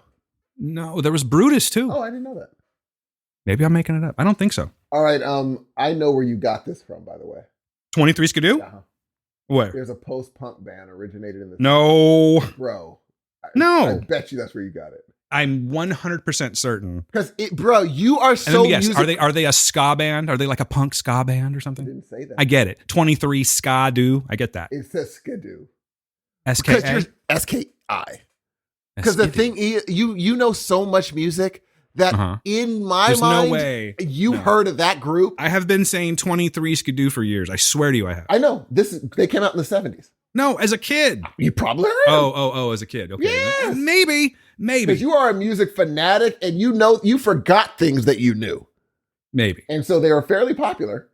23 Skidoo? I'm thinking 23 Skidoo came from Popeye, dude. I'm not seeing it on Popeye, dude. Give him the old 23 Skidoo, Popeye. I'm telling you. They have a lot of examples of use, and not one of these are Popeye. Let's go to Siri real quick, and then we'll move along, because this is ridiculous. Oh! Hey, Siri. There's what a is the Skidoo, origin California. of 23 Skidoo? Okay. Oh, I have her on silence. 23 Skidoo, first attested in 1906, combines two earlier expressions, 23 from 1899 and skidoo from 1901, both of which independently and separately refer to leaving, being kicked out, or the end of something. Yeah. So, therefore, if you give Bluto the 23 Skidoo, you're ending the fight. You're saying leave. No, ending something. I mean, that's you know, some people are like, I don't start fights, man. I end it. That's Popeye. Definitely not what you. He gives you the 23 Skidoo. He ends it. Bro, I'm fairly. I don't think Popeye said 23 Skidoo, G. I'm telling you, man. Anyone out there a Popeye historian? I know we got a bunch of old fuckers out there. Let me know, please. You know what? I wouldn't be surprised if we have someone who's like, "Oh, I watched every episode." You think? Hold on. I guess there's a better way to find out if Popeye said it. Like, I think our audience could tell us a certain episode of, say, Sanford and Son or Super Friends or Gilligan's Island more so than, say, Thundercats. Thunder, Transformers and such. Thundercats. Mm-hmm. Oh, now I know, dude. Okay, it's not her leaving. It says Olive Oyl asked Popeye to take her to 23 Skidoo Street. Okay, I knew it was there. Come on, you got to at least give me that. I said fucking Popeye of all things. So it's got to be. You're like, hey, give him the old 23. Hey, that's because she's always saying stuff like that. She's always getting herself into trouble. Though. And then when Popeye lays the beat down, she starts going, give me the old 23 Skidoo, Popeye. Give me all that shit. In one episode, she said, hey, take me to 23 Skidoo Street. Oh, you know what? Also, there's the old one too. Maybe that's it. Give him the old one too, Popeye. That makes sense. I also used that. That was the name of my first podcast, the old one too. Is that true? Very true. Huh. Right now, patrons, you can hear the first, 6, 7 episodes. That was the very first thing I put on Patreon because we didn't have any information yet. Any content rather yet. Look at this so herb. I put those shitty episodes up. So you want to hear me They're not bad. back in 2005 struggling through trying to figure out how to podcast. It's all there. You were like one of the first then, dude. I'm telling you, bro. I've been in this game for a while. I mean, you have. I should be more famous, Steve, and I'm not. I think, but Because I'm lazy. look, you're so famous around our job that people get quiet when they see you. That's how famous you are. I feel like Prince. They won't look me in the eye. Exactly. They're like, Yeah. this dude looked like a snitch. Mm-hmm. Give him the old. Why they got to be a snitch? They're just trying to give you the old 23 skadoogie. I'll have you know right now that one of those same people said, hey, it's good to have your leadership in the department. Huh? Come on. Are you serious or are you joking? I'm being dead serious. From my department? No, Okay. from my department. Oh, did they say that? They did. Oh. You know what I said? What? I said, yeah, tell me something I don't fucking know. That's see, I No, like that. I'm just kidding. You I gave didn't him the old say- gave him the old old 1-2, and then I 23 skadooed it right out of there. Exactly. Because it was 8:30, baby. I said, enjoy the night. Dude turned into freaking Jesselnick out of nowhere. Hey, real quick, man. I'm gonna ask you a quick question, and then we're gonna go into the final thing here. Okay? Yes. Have you seen the trailer for Creed 3? I have. What do you think? I think it's gonna be really good. I think it's gonna be really. I think it's gonna be really good. Jonathan Majors looks amazing. dude. This guy. We'll talk about him in a second, but Dude is the star. this dude is a force to be reckoned with. He's the face you need to be looking out for, Jonathan Majors, right now. But there's only one thing about this movie. Now, it shouldn't bother me. It should not bother me. Have you seen the latest trailer? I for have Creed not 3? seen the latest one. Okay. So you know how like in the Rocky movies, third act, it's on Yes. because Rocky's going to start training into these crazy unorthodox ways. He's going to be lifting trees up. He's in Russia. He's climbing, mountains and shit like that, He right? is. So I'm assuming this is going to be from the final montage of training because it shows Adonis Creed pulling a plane. Oh, dude, come on. That's what I said. Come on, I mean, dude. come on, man. Let's just calm down. That's where you got to calm it down. Let's I just calm understand why he's doing it because he's throwing that nod to how Rocky used to train. But pulling a Come on, plane. And also, he directed the movie, so of course he's going to direct himself to pull. And there, someone probably is like, pulling a plane? Yes, make it happen. But like, okay, all right. Yeah. I mean, the first 2 minutes of this is going to be this very slow motion. You're just going to see this nice, like smooth brown color Of course. trekking to the right. Mhm. And then eventually it'll pan out and it's basically just Michael B. Jordan's dick. That's all it is. That's what this movie kind of is, though, dude. Maybe, but it's Creed 3. It's in the Rocky family. I'm going. I already have my tickets. He better not win. I'm talking about it with 2 podcasts that weekend, man. It's going to be a long weekend for me. Lots of movie watching. Oh, is that when is it coming out? March 3rd is when it comes out. See, that's the other thing too, because when I wasn't working, and I'm like, I'm going to go see that movie day 1. I'll probably check it out on day 2 and 3 because it's Creed. You could. Now I probably will only get to see it like once Well, I think prior to recording. it's going to be great. I think it's going to be good. As long I as, loved Creed 2. Oh yeah, that was good, dude. A lot of people didn't like Creed 2. I loved it, and I think this one, I don't know, man, because right now Jonathan Majors he's the dude. He's the dude. If he loses in the end, I'm going to be very mad at this movie. He's gonna lose in the He end, can't. Steve. Come He on, can't. it's fucking He's Creed. too big. He's too It's big, Creed. dude. No, he's a villain. He's a villain in the Rocky universe. This only goes one of 2 ways. He either loses or he wins, and then we get him again in Creed 4. That's it. If you put him next to Dolph Lundgren, Dolph was a good size, but he was good size for those times. When Jonathan Major takes off his shirt, Dude, he's huge. he is scary looking. If I saw him at the other side of the ring, I'm like, oh, you got the towel? Yeah, go ahead Dude, and when throw he that is dry- shirtless Gee. and he's like hitting his chest with his boxing glove, Bro. and he's like, and he's got the mouthpiece Bro. in. He looks scary as shit. That first hit is going to wake you up real proper. Mm-hmm. But yeah, I'm watching. Clubber I'm Kang. going to see it. I'm going to watch. Yeah, they really tried to hide his muscle, speaking of which. But anyway, Clubber Kang. Clubber Kang. I'm on. I can't wait to watch it. Good, because I mean, this is Heroes of Noise, and this is a Rocky movie. This is the only assignment I'll ever go. You're on assignment. gotta so watch you it. have to watch. Yeah, I this got to movie. watch it. All right, good. You make me happy, sir. You make me happy. Let's go ahead and continue on with the Jonathan Majors conversation and get to the, I don't know if it's the main event, but let's talk about it. Mm-hmm. And we're talking about Ant-Man and the Wasp, Quantumania from your friends over at Marvel Studios. Steve, Yeah. let me tell you a little something about this movie, okay? Please. Just came out. It clocks in at 2 hours and 5 minutes, rated PG-13. Scott Lang and Hope Van Dyne, along with Hank Pym and Janet Van Dyne, explore the quantum realm where they interact with the strange creatures and embark on an adventure that goes beyond the limits of what they thought was possible. This movie is directed by Peyton Reed, written by Jeff Loveness, Jack Kirby, and it stars Paul Rudd, Evangeline Lilly, Michael Douglas, Michelle Pfeiffer, Catherine Newton, Jonathan Majors, Bill Murray. I don't say stars Bill Murray, but he's in that too. And let's just start talking about Ant-Man and the Wasp, Quantumania. Steve, what did you think? Okay. This movie was not the worst movie I've ever seen. Mm-hmm. But it was not good. It was not a good movie. The best parts of the movie were the stingers.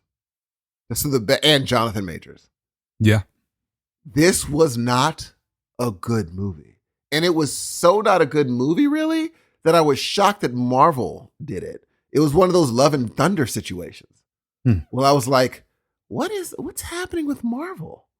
It used to be you could bet your money that it's going to be good because it has that stamp of approval. This one, there'll be times where something really serious is happening and they'll just, him and his daughter just make jokes with each other. I'm like, You wouldn't make a joke right now, would you? People are shooting. There's a gross amount of comic relief. Dude, randomly. And I'm like, people are shooting around you, and there's a really good chance your daughter could get hit. But y'all are going to be like, hey, like your suit. Yeah, the suit. I'm like, come on, man. What, come on. I was even ready. Had my margarita right on my chair. Margarita. I'm within my bed. We watch the movie. And I did crap the bed because I thought I could just buy the tickets at the spot. So she had to sit right in front of me with Carter and I was behind her, but it didn't matter. So we got some margaritas. I chilled, leaned back, had my Kit Kat ready. And I watched this movie like. Yo, $9 Kit Kat. I actually bought it I got it from Walgreens, which was close to $9. That's the way to do it, baby. Five Below. You know? Anyway. I was not into this movie, Dan. I'm not going to lie. I'm not going to waste your time. I was not into this movie. I thought it was a slog. Mm-hmm. I thought William Harper Jackson was great as the not enough of him. Not enough of him. I can watch. He's great in everything. Jackson Harper. Sorry. He was fantastic. When I saw him come out the crowd, I'm like, now we're moving, and he was great. Bill Murray, fantastic. I thought he was Bill Murray doing Bill Murray. He's just a watchable fella. On that note, no reason for him to be in that movie whatsoever. Not at all. Not a single reason. Side note, why did they change the daughter? Do you know why they recast her? I have no idea. Okay, just wondering. Maybe because Catherine Newton's a little more desirable. I liked her in Freaky. Yeah, she was great in Freaky. I wonder if Freaky's what, in Big Little Lies for that matter, I wonder if that's what got her this. I will say this is one of the most seamless recastings I have experienced.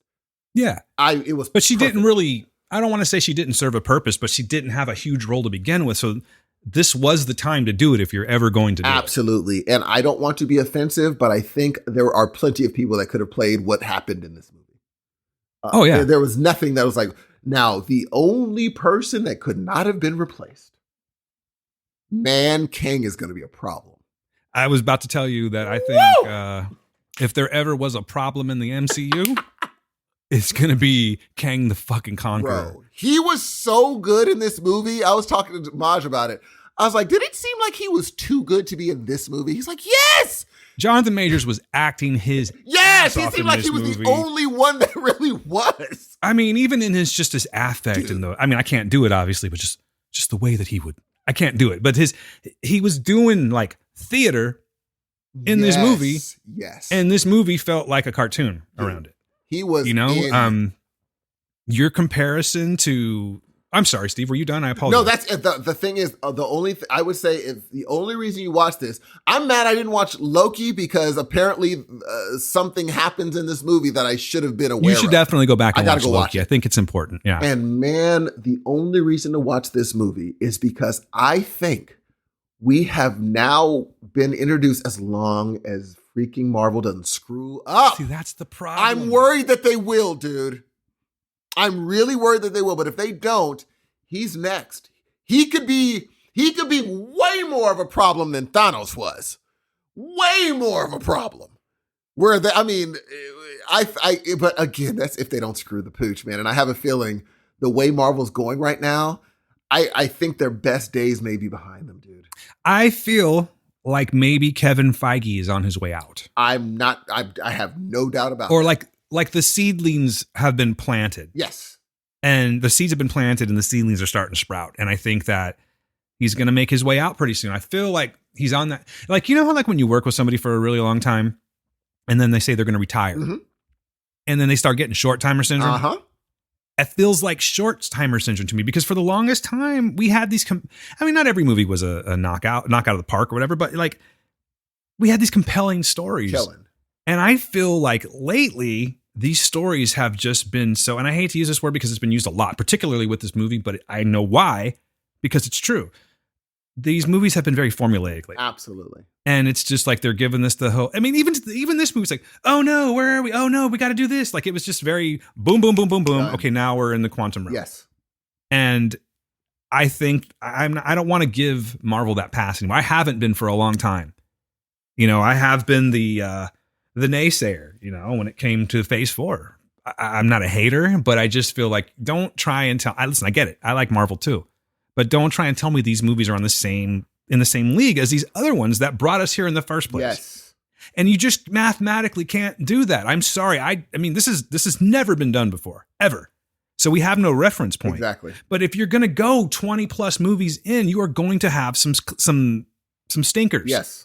Some movies that kind of clunk around. They're not humming. The engine's not humming. You know what I mean? And I feel like this movie definitely falls into that. I think Marvel's gotten lazy. I feel like Marvel has, they're not giving the credit to their fans. That's true. I think at this point, they're just kind of like, they'll take it. And we They'll will take it. We're part of Disney. Yeah. Look at Disneyland. We can charge $160 for a one-day entry. Absolutely. They're going to fucking pay it. See the lines? Yeah. If they made We're an good. Ant-Man place at Disneyland, guess people are going to be paying it. Exactly. We're good. Yep. This is fine. They're going to come see this movie regardless, and we'll do the next one. And honestly, I mean, I know how we felt about Wakanda Forever, but if you take out a lot of, I'm not saying the movie was bad. We loved it, but I'm saying if you take out a lot of what made us love that movie, the heart of that movie, we might be talking about a different movie. Yes. You know what I'm saying? And so I can't like ignore that. And I just feel like Marvel has gotten very lazy. I feel like they're taking, I don't want to say taking advantage of their viewers, but they're taking them for granted. Absolutely. And at this point, it's just like, you'll take it. And if this keeps going, it's going to bite them in the ass pretty soon. Eventually. I don't understand how this movie was what it was, yet it still had Kang in it. Because it seems like this movie should be way more grandiose. Dude, this movie should have been... Well, I'm not mad. I'm not mad that... I came out fine. It came out fine, but I am very upset that this was the movie they used to launch Kang. Yeah. Or Phase 5 for that matter. Yes, dude. Yes. This is not a phase launching movie. And unfortunately, I think it's going to be Jonathan Majors doing a lot of heavy lifting in the future. Absolutely. He has the physique for it, mind you. Dude. Yeah. He can do some lifting. He can do some lifting. But it sucks that he's going to have to be like the center. I think he's going to have to be the center. Because at one point, Marvel would just put out movies when they were ready. Be like, okay, we're going to take a while, but when this movie's ready, it's going to be crazy. Maybe a year between, but it's going to be nuts. Now Disney has them pushing out 3, 4, 5 movies a year and be like, no, we just want you to push out product. That's it. Keep it going. Keep it going. Then these shows, and it used to be like all I had to do was watch the previous Marvel movie to understand what happened in the next Marvel movie. Now you have to watch a show and the movies to know what the heck they're talking about. That means you have to have Disney Plus to watch that show that coincided with this movie. Dude, that's impossible. How do you keep up?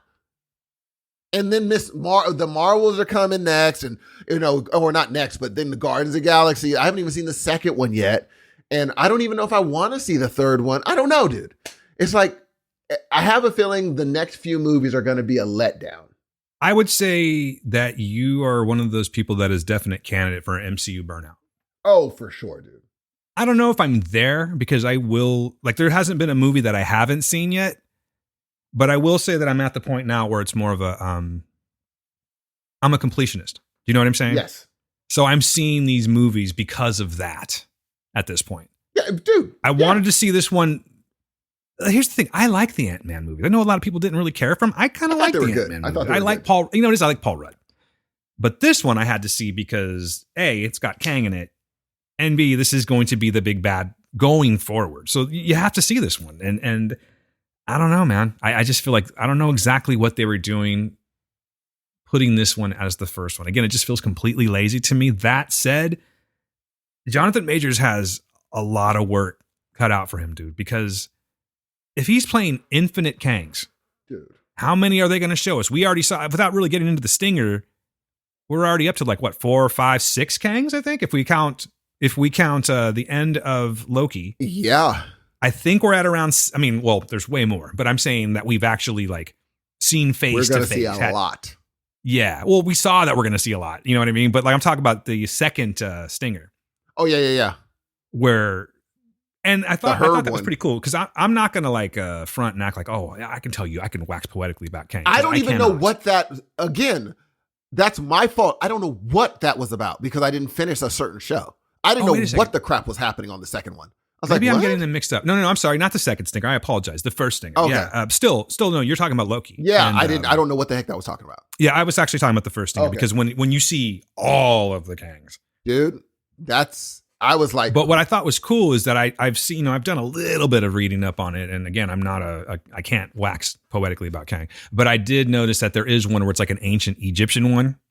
And that was like the first thing we see. So I'm like, okay, they're trying to do some, they're trying to keep it real, at least to some point. I would very much like to hear what a comic fan thinks about this and whether or not they did a true ode to him. Do you know what I mean? Or if they like messed it up again.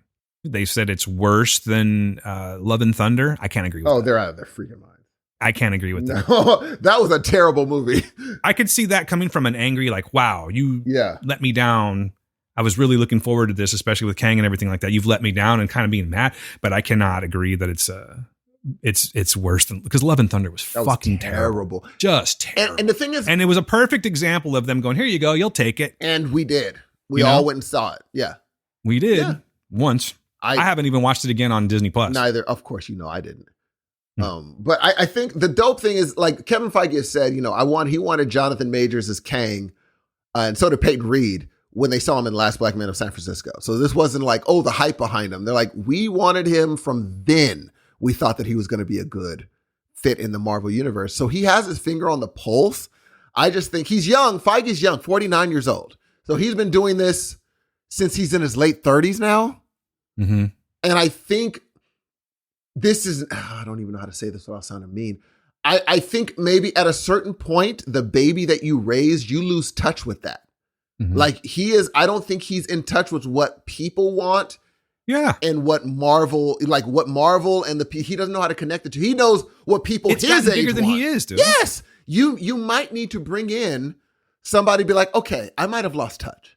What do you think they want now? Because I knew what they wanted with Endgame and the Avengers and all that stuff. They're gone now. I might not know what they want now. So why don't you come in, take over, do the thing? Because look, now let's be real, they got James Gunn over there. This isn't a gimme anymore. Now it's not a gimme. You got Jordan playing for the other team. Now, are you LeBron or Kobe? Are you? Like, really look at yourself. And even if you used to be LeBron and Kobe, are your knees working the way they used to work? So why don't you bring in a LeBron and be like, you know what? I can sit, because I know there's a position higher than he has. Go for that position. Push somebody out and be like, I want to bring somebody. Let me tell you something. I don't think Disney says no to somebody who made them the #1 movie of all time or second of all time. If you're like, I want to move up and bring somebody that can do it, Disney's going to be like, does that mean more money for us? Yes. Okay. That's all you had to say to me. Bring in somebody that can make another $1 billion movie and we're having a conversation. But I don't think Feige doesn't want to let go of that, dude. He has when he goes on the red carpet, he's a king, dude. It's ego. It's ego. You're like, you don't want to let that go. And fortune and there's a lot to it. He doesn't want to just volunteer. Who does that? And here's the deal, Steve. Would we? Hell no. Exactly. I know I would. I'm going to see freaking Ezra Miller, even though I know how. You think I'm going to be the one? We're so terrible. You think it makes me rethink, like watching, what was that movie that we didn't like in the desert? First movie we saw together. Mad Max Fury Road. I always want to say I'd be one of the rebels. You always want to say you would not adhere to the rules of law. But I'm like, now that I'm going to see this Ezra Miller thing, would I be? Or would I just be like, who's the most powerful one? I'm just going to go ahead and go on their side. I'm going to go where the success is. I know. I feel dirty a little bit. I do. Gross. But that's so I know you and we're not giving up that office. Every time we'd be driving to work and be like, maybe we should give it to like someone who is the like Jordan of their time or LeBron or Kobe. And as we're driving by, we see them walking on the street, we wave at them. Hey, how you doing? Then we go like, nah, fuck that guy. And we just keep driving. As soon as we go into our office and have our coffee delivered, we'd be like, what was I saying in the car? What crazy talk. Momentary lapse of reason. Time. I know, wild time. But I think, unfortunately, and this is no shot at Feige, his time may have passed. I feel like that's the case. And I do think that, it's funny that you mentioned the whole like out of touch thing, because I was kind of having a similar conversation about it last week, where I was saying that it's like, okay, for instance, like people like you and me, we're sort of versed in music to a certain degree, and we can wax poetically about what we know. But then, certain generations kick in and we're not really following that anymore. Yes. The newer music, we're not personally, I'm not following that anymore. And I can't wax poetically about that. So therefore, I feel like I am, quote unquote, out of touch. You know what I'm saying? Yes. So it is nice to get some new blood in there. That's what I was getting at. It's like maybe he just knows that was his bread and butter. That's what he grew up on. And that's where he feels the most comfortable. Yes. Being the man of Marvel and the head of Marvel. Yes. You can go back and you have all all of the resources at your disposal to get caught up. But it doesn't necessarily make you have that same passion. That's you know true. what I'm saying? No, For instance, Star Wars. I loved all the Star Wars movies as a kid. I'm not really feeling it that much anymore. Yes. So, you know what I'm getting at? It's just after a while, you just can't feel as strongly about things just because it's just the natural way of it. I totally You can't be jazzed about everything. You can't be hooray for everything all the time. I totally get it. And I think that's where we're at right now. I mean, especially since Anthony Mackie is going to be he's the one with the Avengers Kang Dynasty. He's going to be the person leading that charge against Kang. I'm not even trying to hate, dude, but oof. Bro. Oof. Before they better be Captain America and somebody. Nope. I think it's going to be the Marvels. Mackie. Probably Don't Winter you worry Soldier. about it, guys. Hey, Kang. Dude, I'm not looking forward to that.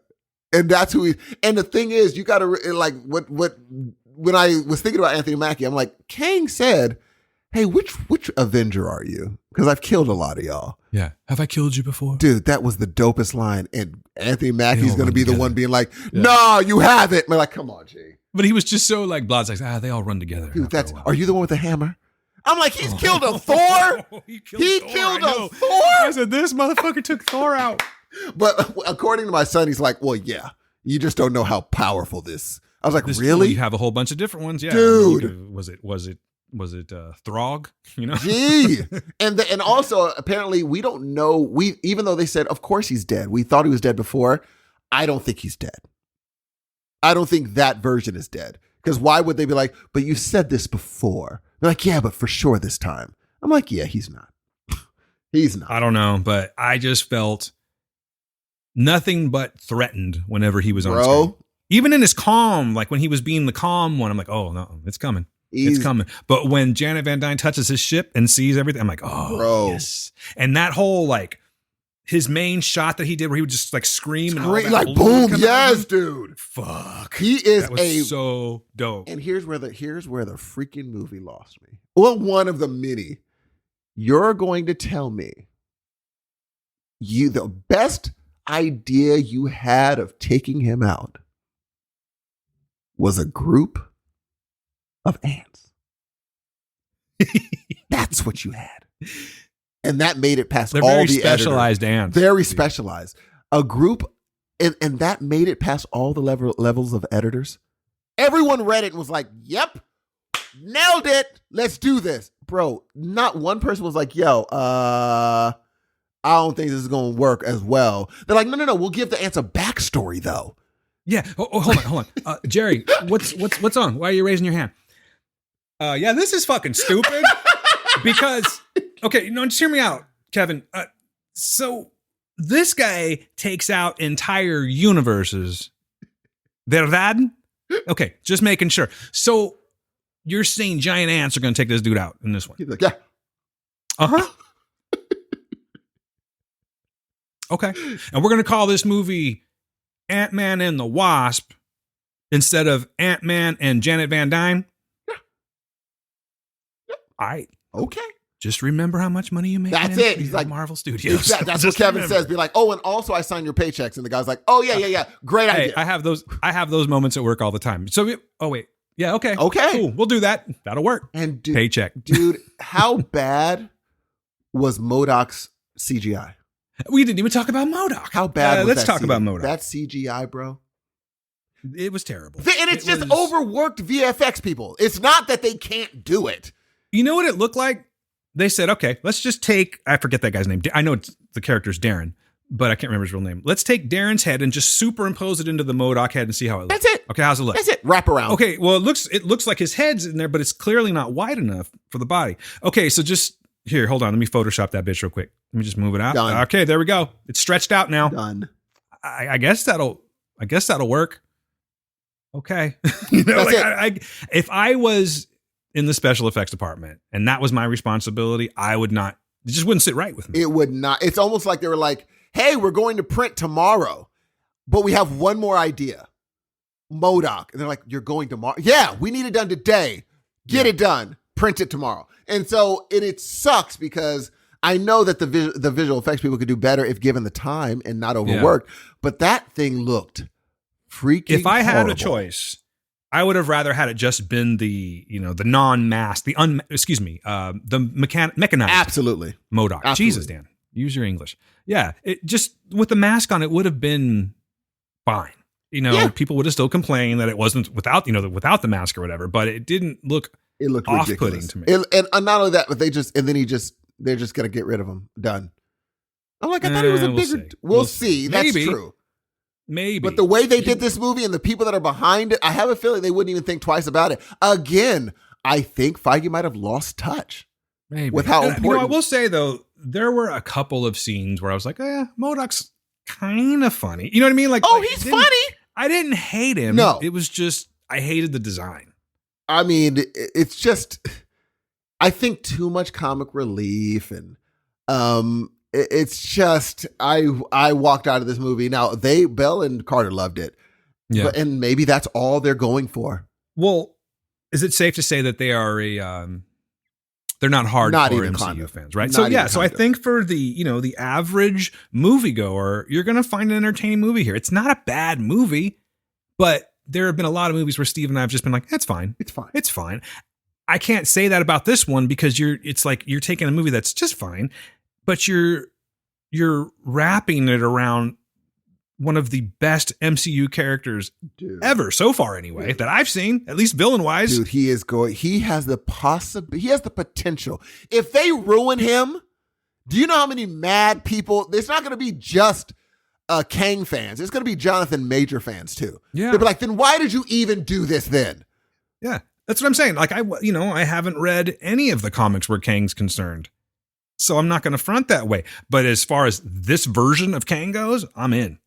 Dude, Jonathan Majors as Kang is fucking perfect. Please don't ruin it. Perfect. And I think he's going to be in Avengers Kang Dynasty. He's going to be in Secret Wars. And I think he might have I got to look it up, but I wouldn't be surprised if they try to give him, I wouldn't be surprised if a lot of Kang Dynasty is just his, because they're going to give him an origin story. Hey, I was wondering, you think when they say Kang Dynasty, again, I don't know. Anyone that knows, please feel free to answer me. I just don't know. So at the end, with the stinger, spoilers if you haven't seen it, and one of the versions of Kang comes out, and they're like that. When I think of Dynasty, I'm thinking like Ming Dynasty or something like that. You know, with the Asian looking Kang. Yeah. Is that where it's going to fall around? Is he like the head of that? Great question. I have no idea. Yeah, I'm not even going to curious. pretend to know. No. But I was like, I'm looking at 3 different versions of Kang there. And it just told me, okay, if they're going this hardcore, like Jonathan Majors has his work cut out for him. Yes. So maybe they got the right guy, dude, because clearly he can act. Well, I hope he understands why like people like Chris Evans kind of got marveled out. He's going to find out real quick. They'll be like, oh, you mean I'm doing nothing but Marvel for 10 years? Like, yeah. Once you sign on that dotted line, this is what you do. And you can try to make movies between that. But I know like there was a certain point where Chris Evans is like, yeah, I'm good. I'm straight. Like, I think we'll see him again one of these days. I have a feeling. Maybe. I mean, it seems as if he never dons the suit again, he's fine. Because remember, what about RDJ? Will we see RDJ one more time? I wouldn't, because that death was perfect. I wouldn't see him again. I would rather see Cap, but to make Cap happen, that means just for a little one-off, he has to get back in shape like that again. He didn't like that. Like that dude was ripped up, and now he like his normal. It must be physique miserable because I would most certainly like to look that way, bro. You got to get on them sweet steroids, bro. Yeah, I know. Them the human growth hormone. Them hormones. Hormones. Got to get up on them hormones, and just bro. hope you don't end up looking like, unfortunately, Kamel and Joe Rogan. Their whole face changed, dude. Okay, what do you rate it? I will rate Ant-Man and the Wasp. Ant-Man and Janet Van Dyne, Quantumania. Oh, jeez. I'm going to give it 2.25 out of 5 body holes. I like that. That's funny. I will give it a 2.25 out of 5 multiplying Ant-Men. Okay. I didn't like that part. This movie was serviceable. It is totally. I'm talking about if I had a get together, nobody knew what to watch, and they were like, we'll watch anything, this wouldn't even be on that list. Yeah, I don't think I would. Well, the only way would be like, you want to see a badass? You're going to have to go through some shit to see this badass, but you want to see? Bruh, that's true. Because I want to know, I want to know how much he's going to be in Loki, dude. Sounds like he might be in Loki quite a bit. I know he's going to be, we already know he's going to be. His presence is going to be felt at least. Well, I'll tell you this. One thing we will agree on is that we will watch anything Jonathan Majors in. For sure. And I would also recommend you watching Last Black Man in San Francisco. I think you'd like it. I feel like I saw that movie. Did you? Yeah. I feel like I saw it. Came out 3-4 years ago. Uh-huh. Pretty sure I saw that one, but I don't really remember it that well. Maybe I should watch it again. And wasn't he in that Lovecraft show? He was in Lovecraft Country. I didn't really dig that show. Yeah, I saw the first one and it was really cool. And then after that, I couldn't get into it. But he was great. Maybe I'll have to go back and check it out again. But then again, HBO was kind of like, never mind. Now, I did watch Devotion. I'm just not going to talk about it. It's exactly what you think it's going to be.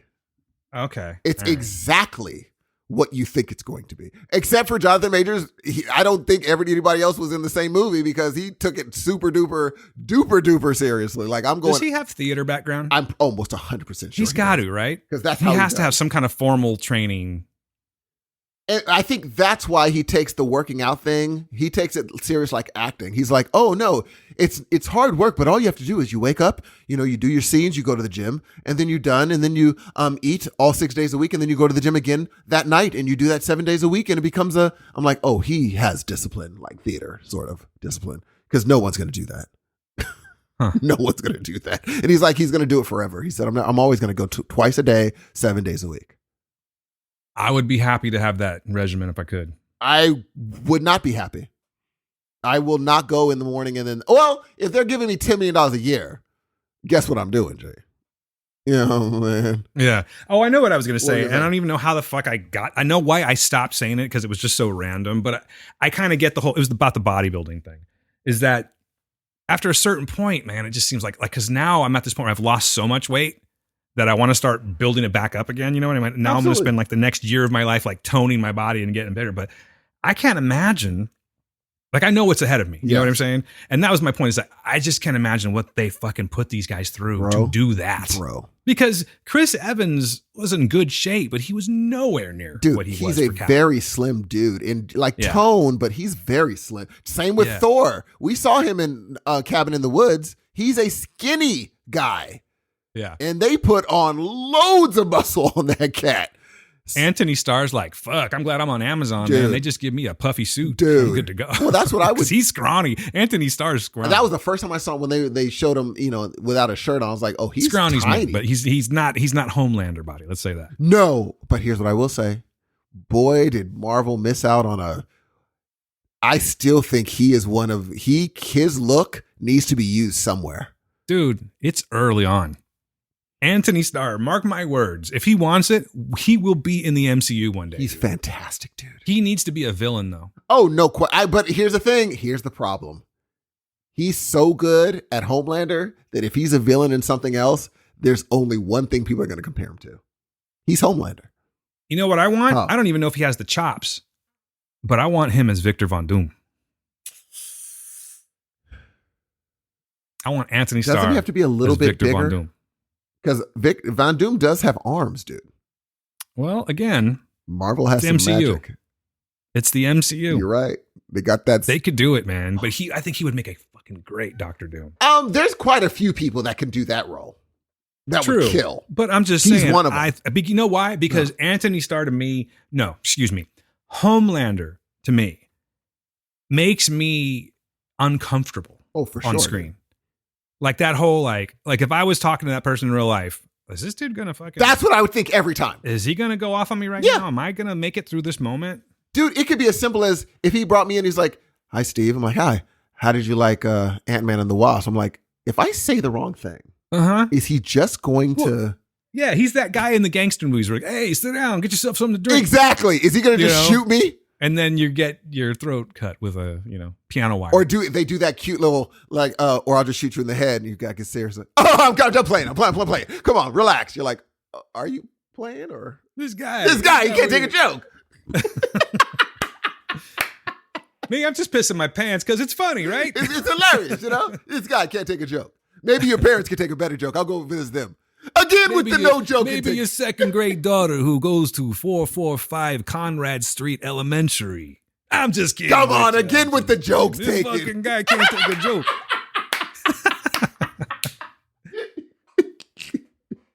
That's what I think Anthony Starr is, like Homelander, where it's just like anything he asks, he's like, what do you want for dinner?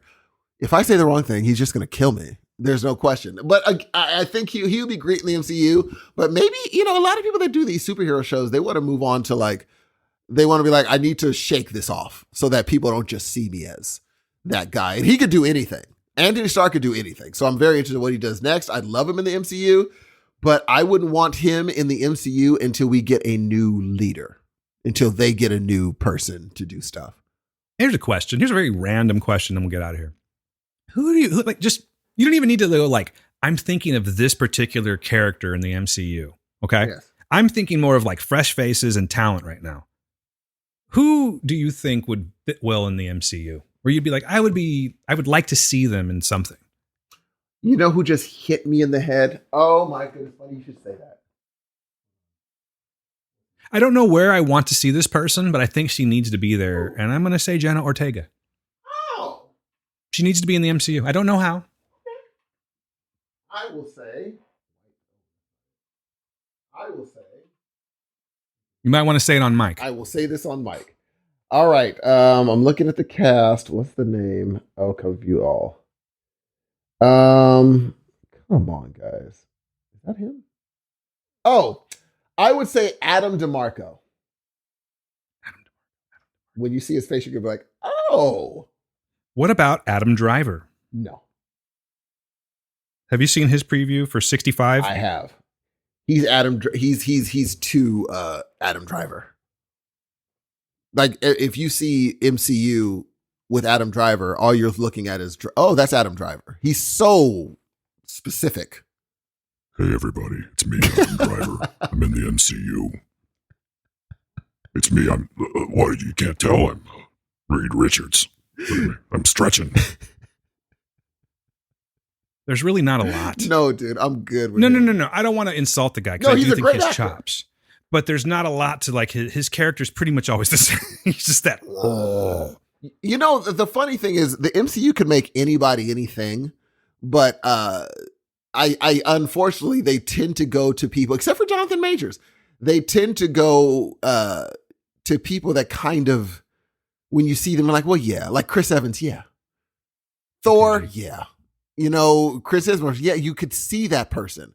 Kang was a really good, Jonathan Majors was probably their best casting idea where it's like, whoa, and Thanos. That's a great casting. I was going to say best casting since Thanos. No question. They just really. Thanos. They really. You said Thanos, I said Thanos. Thanos. They really went out of the box to do it. So I hope they continue doing that where it's like, oh, we wouldn't have saw this person as this person. So I'm excited. All right, peep this. What's up? I'm looking at Adam DeMarco. Mm-hmm. I agree with you. Yes. I'm going to piss people off right now because I'm sure they have their little fan cast too. And I've seen him before. I know I've seen him act, but I'm looking at his face. He's White Lotus, yeah. Yes, that's right. That's where I fucking just saw him from. Okay. Now, I don't know how they're going with this, if they're going to go more young or older, but if they're going younger, Reed Richards. I would not say no to that at all. I see him as Reed Richards, Dude, young Reed and Richards. you have years to use him. Mm-hmm. Dude. Yes, sir. It's not bad. Dude. Come on. Give it to me now. He could do it. I think yes, that's my pick right there. Dude, he could totally do it. Mm-hmm. And he should, ladies and gentlemen, he should. Years and years and years you could use this kid. How old is he, Steve? Shoot, let's see. Adam DeMarco. I'm right here. Let's see. Adam DeMarco age.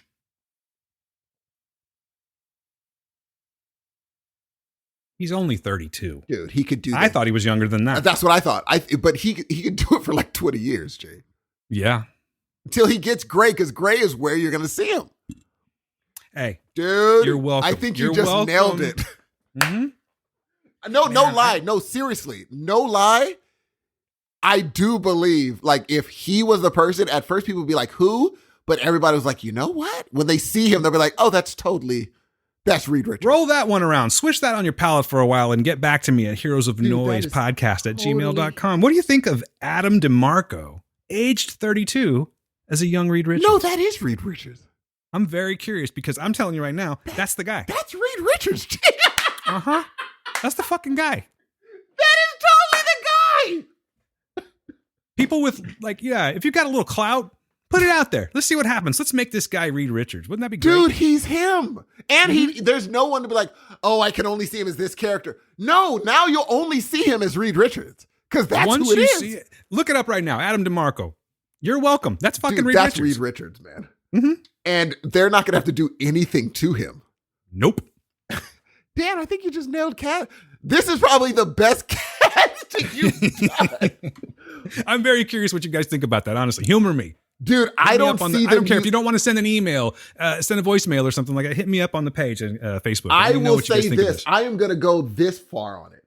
If they don't pick him, whoever they pick will not be as good a fit as who you just picked. Or it's going to be like, oh my God, how did I not think of him? No way.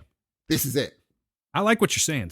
No. I'm telling you. It praises my mind. You happened to accidentally trip up like the casting. Like if this hit someone's desk for Reed Richards, I can promise you. Someone's getting a phone call today. No, they'd at least be like, pin that up. They'd pin up his face and be like, yep.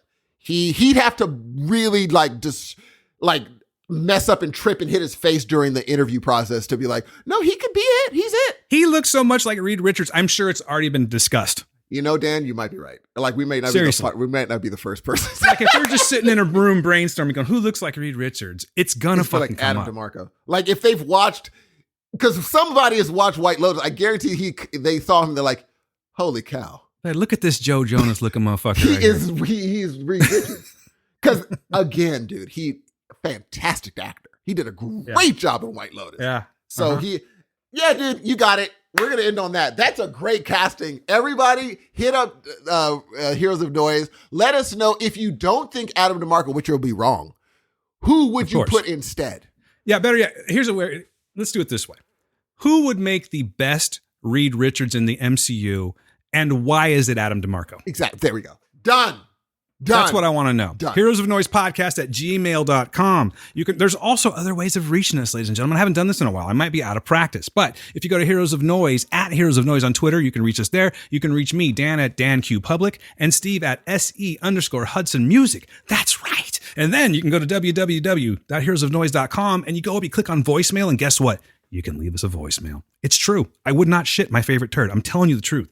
Go ahead and do that. Let me know what you think, because I got to be honest with you. I don't mean to toot my own horn, but I think I did a really good casting. You kind of killed it just now, dude. Seriously. I'm looking at a specific picture, and I'm like, that is Reed Richards standing there. For she's my friend. Jesus So let me know what Christ. y'all think. I hope you like the show this week. It's been a while since we've been back, and I feel like we did a good one, Steve. You really did. No. We really did, Steve. We did a good thing. I think the star turn. You're still on that. You're still on That's that. what Gotcha. it is. The star turn for me. And when I leave this pod, I'm going to be like, if no one's thinking about this, you might want to tweet this out, dude. If you're taking one thing from this podcast today, it's Adam DeMarco. Dude, Let's make it happen, he's ladies and Reed- gentlemen. Let's get it out there and manifest that shit. He's Reed Richards, dude. Absolutely. But you know who you are, Steve? What's that? You're Steve I Hudson, am. and you're about to say goodbye. What do you say? Hey guys, I love you guys so much. If you do have some time, you're at a theater, you have to watch a movie that starts with A and that is more than 2 hours long, I still wouldn't see Ant-Man. I love you guys. Peace. You know what? Wait. Just wait. If you have a really good TV, just wait for this movie to come out and then watch all the good Kang spots. Let's teach Marvel a lesson. Yes. You know what I'm saying? We're not going to teach we them a didn't lesson. This is teach- bullshit. Yep. They've already been like, we've already made more money than we expected to. And we both paid for it. Whoa! That's what Kevin Feige said. But anyway, again, take home Adam DeMarco, and spoiler alert, see this movie now. Just don't, maybe not now, because if you're going to be in public, you're going to cry and shit, and you're going to ugly cry when you watch this movie. But make it a point to make spoiler alert like the top of the movies that you watch this week, okay? Heroes of Noise pick of the week. I'm babbling, but my name is Dan Ramirez. That's Steve Hudson. We are the Heroes of Noise, and it's been about 3 weeks since we've talked to you, so I really hope that we don't do it that long again. This was uncomfortable for me. With that, be good to yourselves. Be good to the people around you. Adam DeMarco, we're coming for you, sir. Peace.